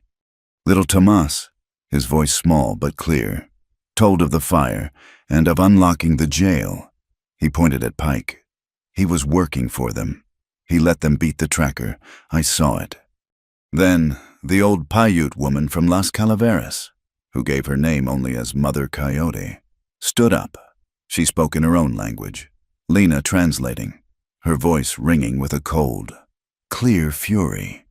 She told the court that her son, her only son, had gone to work for Kane. He was one of the unregistered. He was one of the 7 men buried in Tunnel 4. She held up a small, beaded pouch. Silas Kane did not just steal silver, she said, her voice echoing in the silent room. He stole my son. He stole the sons of 6 other women. He built his metal road on their bones. There is no law for that, except the law of the earth, which has already claimed him. Finally, Pike himself was called. He was sweating, his bluster gone. He tried to cower. He tried to blame everything on his superiors. I was just following orders, Kane. He was a powerful man, he and Senator Ward. Senator Ward is not on trial here. Marshal, Judge Harper cut him off, his voice like ice. You are. Did you or did you not accept $1,000 to conceal the deaths of 7 men? It was not, it was a bonus. For hazardous duty, Pike stammered. A bonus, Judge Harper repeated, his voice dripping with contempt. For silence. He looked at the ledger, then at Pike. And you took a further bounty to hunt a woman, Eleanor Ward, and the man protecting her, knowing your employer, Silas Kane, meant to murder them both. No, I was serving a warrant for kidnapping the half-breed. He took her. That is a lie, Nora's voice said. She was standing. She had not been called, but she stood. That is a lie. All eyes turned to her. She was wearing a simple, borrowed dress. Her short, jagged hair was clean. Her face was pale, but her eyes were on fire. My name is Eleanor Ward, she said, her voice clear and carrying to the back of the room. I was not kidnapped. I was running from Silas Kane, who assaulted me in my father's house. I was running from my father, who tried to sell me like a piece of livestock. I was running from this man, Marshal Pike, who took Kane's money to hunt me down and return me to my abuser. Chayton Greyhawk did not kidnap me. He saved my life. He is a hero. And these men, she pointed at Pike, they are the criminals. She sat down. The courtroom was absolutely silent. Judge Harper looked at her for a long time. Then he looked at Pike. He did not need to deliberate. He raised his gavel and struck it once. The sound was like a rifle shot. This court finds as follows. He declared, this court finds that a criminal conspiracy existed, led by the late Silas Kane and aided by Marshal John Pike, to defraud the United States government, to engage in the illegal practice of indentured servitude, and to conceal the deaths of at least 7 men. These are federal crimes. He pointed at Pike. You are stripped of your title. You are to be held in federal custody, to be tried for conspiracy, for attempted murder, and for the murder of those 7 men. Pike collapsed, his face ashen, as 2 soldiers took him by the arms and dragged him from the room. Judge Harper was not finished. Furthermore, he said, his voice ringing with authority, this court orders the immediate seizure of all assets of the Kane Consolidated Railroad Line, pending a federal investigation. The charter to build through the Bitsa Yit-Ai Canyon is hereby revoked, permanently. A sound, a low cheer, came from the dine in the back. And finally, the judge continued, his gaze softening as it fell on Nora. This court recognizes Miss Eleanor Ward not as a fugitive, but as a material witness and a whistleblower of great courage. Her testimony, and the evidence she procured at great personal risk, has brought this conspiracy to light. He looked directly at her. "Miss Ward, this court is aware of your family connections. I am issuing a federal order of protection in your name. You are under the jurisdiction of this court. No one, not your father, not his agents, not anyone, has the right to remove you from this territory, or from your own free will. You are, as of this moment, your own woman." Case closed. That night, Chayton woke. The room was dark, save for the blue moonlight streaming through the window. He was alone, and then he was not. He sensed her before he saw her. Nora was asleep in the chair beside his bed. Her head was down on the mattress, her arm resting beside him. Her hand was closed around his. He looked at their joined hands, her pale and fine-boned, covered in healing cuts. His dark and scarred. He felt the warmth of her, the simple, solid presence of her. And it was a more powerful medicine than anything the doctor had given him. He lay there for a long time, just breathing, just feeling her hand in his. He was too weak to move, but he was content. He looked out the window. In the dusty yard below, lit by the moon, he saw a figure. It was Lena. She was standing under a cottonwood tree, and with her were 3 children. He recognized little Thomas. The other 2 were a small Dine girl and a white boy with tow-headed hair, the doctor's son. Lena was pointing at the sky, at the constellations, and she was speaking. The 3 children were listening, their faces upturned, rapt. A school. Nora stirred, her hand tightening in his. She woke slowly, lifting her head, her hair a wild, short mess. She looked at him, her eyes clouded with sleep, and then they cleared. A slow, beautiful smile spread across her face. It was the first time he had ever seen her truly smile. "You are awake?" she whispered. "I am awake," he said, his voice a rough croak. They did not speak for a long time. They just looked at each other, their hands clasped. "It is over," she said finally. "Pike is in jail. The railroad is seized. The canyon, your canyon, it is safe. Judge Harper declared it a reserve. For your people." He closed his eyes. A single, hot tear escaped and tracked down his temple. He had not won. She had, this small, brave woman. She had done what he, with all his strength, all his skill, could not. She had brought justice. "You did it, Eleanor," he whispered. "We did it," she corrected softly. A few days later, he was sitting up in bed, his chest still a landscape of pain, but his strength was returning. He had a visitor, a man in a crisp blue uniform, a colonel from the local fort. The colonel was polite, respectful. He praised Chayton's courage. He praised his actions at the canyon, and then he made the offer. "The territory needs men like you. Greyhawk, men who understand both sides. The current Indian agent at Fort Defiance is being removed. Thanks to your ledger, we want you to take the post. We want you to be the new liaison, to be the go-between for the Army and the Dine. It pays well. It is an important job." Chayton looked at the colonel, his face a hard, unreadable mask. An Indian agent, the job of the men who had stolen from his people, the men who had let them starve. "No," Chayton said. "Son, this is a great opportunity." "I sold myself to the Army once before," Chayton said, his voice cold. "I wore your blue coat. I led your soldiers. I will not do it again. Get out." The colonel, his face stiff with surprise, left the room. Nora, who had been standing by the window, turned to him. She was not angry. She understood. "I know what you are thinking," she said softly.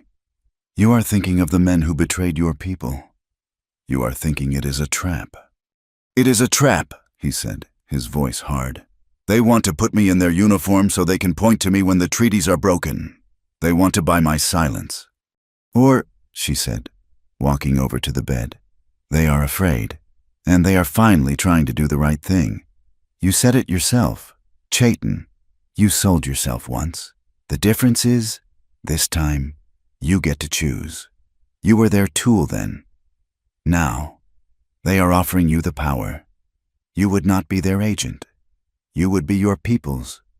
He stared at her, the truth of her words hitting him. It was a different world than it had been 2 weeks ago. The old, corrupt system was broken. Pike was gone. Kane was gone. There was a vacuum, and she was right. He could be the one to fill it, not as a traitor, but as a leader. "What about you?" he asked, his voice rough, changing the subject, needing to know. "The judge, he set you free. You can go home, back to Boston." She smiled, that small, soft smile that he was beginning to live for. She looked out the window, at the vast turquoise sky, at the red, distant mountains. "Home," she said. "That was never my home. That was my father's house. This is the first place I have ever felt free." She looked back at him, her eyes clear and steady. "I am not going anywhere. I have a school to build." She paused, her gaze meeting his. "I told you, I already made my choice. That night on the mesa, when I was so afraid I could not breathe, and you put mud on my face." He was silent. He was a man who had been running his entire life, running from the white world, running from his dying guilt, running from himself, and now, this woman, who had run farther than any of them, was choosing to stand still. She was choosing to build. Days later, Dr. Thorne finally gave him permission. Chayton stood, his body unsteady, his muscles weak. But he stood. He dressed himself, slowly, painfully, in the simple cotton shirt and trousers Nora had bought for him in the market. He waved off her help. He had to do this himself. He walked out of the room, his hand on the adobe wall for support. He walked through the dark, cool house. He pushed open the heavy wooden front door and stepped out into the courtyard. The sunlight hit him. It was bright, hot, and felt impossibly good. He stood in the middle of the dusty yard, his head tilted back, and he just breathed. He breathed in the clean, dry air. He breathed in the smell of hot dust, of chili roasting, of life. He was weak. He was scarred. He would probably never draw a bow with his left arm again. But he was alive. He looked at the plaza, at the white soldiers, the Mexican women selling fruit, the silent dine men wrapped in blankets. He was not one of them. He was not any of them. He was all of them. He realized, standing there in the sun, that for the first time in his life, he was not running. He was not a traitor. He was not a victim. He was not hiding, and he was not fleeing. He was standing in the exact middle of his two worlds, and he was, finally, home. A year passed. The seasons turned, marked by the dry, hot wind of summer and the sharp, clean snow of winter. The land endured, as it always did, but it had changed. The railroad, that great iron spine of the new world, had been forced to bend. The federal investigation, fueled by Nora's testimony and the damning evidence of Kane's own ledger, had halted its construction for 6 months. When it resumed, under new ownership, the charter was rewritten. The line was moved. It now ran a respectful 10 miles south of the sacred canyon, bypassing the graves of the ancestors. Where the railroad crossed the high plain, a new town had grown. It was not a violent, raw place like Las Calaveras. It was a depot, a crossing, built of adobe and pinon pine. Not of false fronts and canvas. It was a place of trade, of substance. They called it Mesa Crossing. In the doorway of a low, sturdy building, Nora Greyhawk stood watching the sun begin to set. The building was a schoolhouse, and it was also her home. She was no longer Eleanor Ward, the pale ghost of Boston, nor Leo Morales, the desperate boy thief. She was herself, grounded in the red earth. From inside, she could hear the sounds of children packing their slates. She had 12 students. There was little Tomas, who had come from Las Calaveras to be her assistant. his quick mind soaking up every book she gave him. There were 4 Diné children who rode in every morning from the valley, sent by Lena. There were 5 Mexican children whose families worked the depot, and there were 2 white children, the sons of the new railroad foreman. She was teaching them to read. She used a worn Bible, a geography book, and the copied pages of the United States Constitution in the afternoons. Lena, who now lived with them, would teach the Dine stories, and the children would teach her their own. They were learning to read contracts. They were learning to read the world. Nora heard the steady hoofbeats of a single horse and smiled. Chayton rode up, dismounting his buckskin. The haunted, hunted look that had lived behind his eyes was gone. He was broader now, his body healed, though his left shoulder would always be stiff, a roadmap of scars that pained him in the cold. He moved with a new weight, a new authority. He had taken the job, but he had refused the title of Indian Agent. He was, by federal decree, the official liaison to the Dine Nation. He was not a spy for the army. He was not a policeman for the government. He was a bridge. He held his meetings here, in his own home, or in the high canyons, on his own terms. The colonels and the politicians, for the first time, were coming to him. They were, at last, listening. "Lena is waiting," he said, his voice quiet. He took her hand. They rode east, toward the sacred canyon. The air was cool and clear. At the head of the trail, where Pike's men had once planned their ambush, a new sign stood. It was a thick slab of weathered wood, carved by one of the Dine elders. Nora had written the words, and Lena had translated them. In clear, black letters, the English read, "This land remembers those who came before. Walk softly." Beneath it, the flowing, symbolic shapes of the Dine language said the same. It was not a warning. It was a request, a boundary of respect. That evening, they did not stop at the canyon. They kept riding, climbing the familiar, rocky path up the great mesa, the same mesa where they had hidden from the posse, where they had cowered from the storm. Now, the sky was a perfect, cloudless bowl of pale blue, beginning to bruise with purple at the edges. The wind was a gentle breath, cool and sweet. The air was at peace. They dismounted at the summit and walked to the edge, looking out over the vast, painted desert. The world was awash in crimson and gold. The small cave that had been their refuge was a dark, quiet shadow below them. "It feels like a different lifetime," Nora said, her voice soft. She leaned her head against his good shoulder. "I have never been so afraid." That night, the lightning. "You were afraid," he agreed, his voice a low rumble. "And you were brave. I saw it." He reached into the pocket of his shirt. He pulled out a bracelet. It was heavy, solid silver, hammered flat, and set with 3 stones of pure, blue turquoise. It was Dine work, simple and beautiful. "Lena and the silversmith from her valley," he said. "They made this for you." He took her left hand and slid the heavy, cool silver onto her wrist. It settled as if it had always belonged there. "It is not a chain," he said, his voice rough, his thumb brushing the center stone. "It is not a mark of ownership. It is not what he wanted to put on you. It is a reminder. So you remember this place. So you remember the night you chose your own freedom." Nora looked at the bracelet, her eyes shining in the dying light. She smiled, a slow, soft smile that was just for him. She said nothing. Instead, she took his hand, his scarred, warm hand, and placed it flat against her stomach, just below her waist. He froze. His breath caught. His eyes, wide and searching, flew from her face down to his hand. He could feel it, a subtle, new firmness, a gentle, round curve that had not been there before. A new life. He looked back at her, his dark eyes filled with a sudden, profound awe, a wonder that left him speechless. "If it is a boy," Nora whispered, her hand covering his, "Lena has chosen a name. Yot-ai. It means he walks between worlds. He will belong to both. And if it is a girl?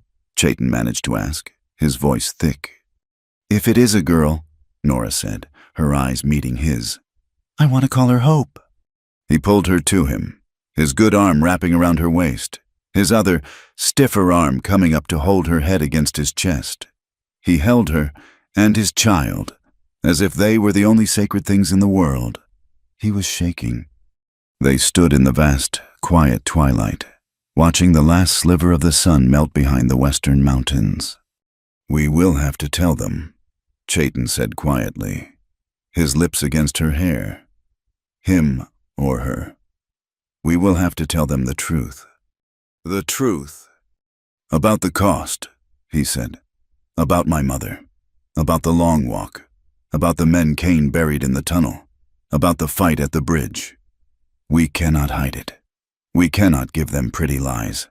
They have to know. They have to know what this peace costs. What this land costs. Yes, Nora said, her voice firm, muffled against his shirt. We will tell them. We will tell them all of it, so they know the price of freedom. He tilted her chin up, and he kissed her. It was not the desperate, clinging kiss of the storm. It was not the hesitant, fearful kiss by the stream. It was a kiss of absolute peace, slow and deep and sure. It was the kiss of a man who was no longer haunted, and a woman who was no longer afraid. As the first stars pricked the deep, velvet sky, two sounds rose from the valley below. From the north, from the hidden Dine sanctuary, came the faint, steady rhythm of a drum, a ceremonial beat, a song of healing, of homecoming. And from the south, far distant, came the long, lonely wail of the train whistle, the sound of the new world, moving through the dark. The two sounds did not fight. They did not clash. They simply existed together, separate but equal, under the same vast and hopeful sky. They mounted their horses and rode slowly, side by side, down the darkening trail.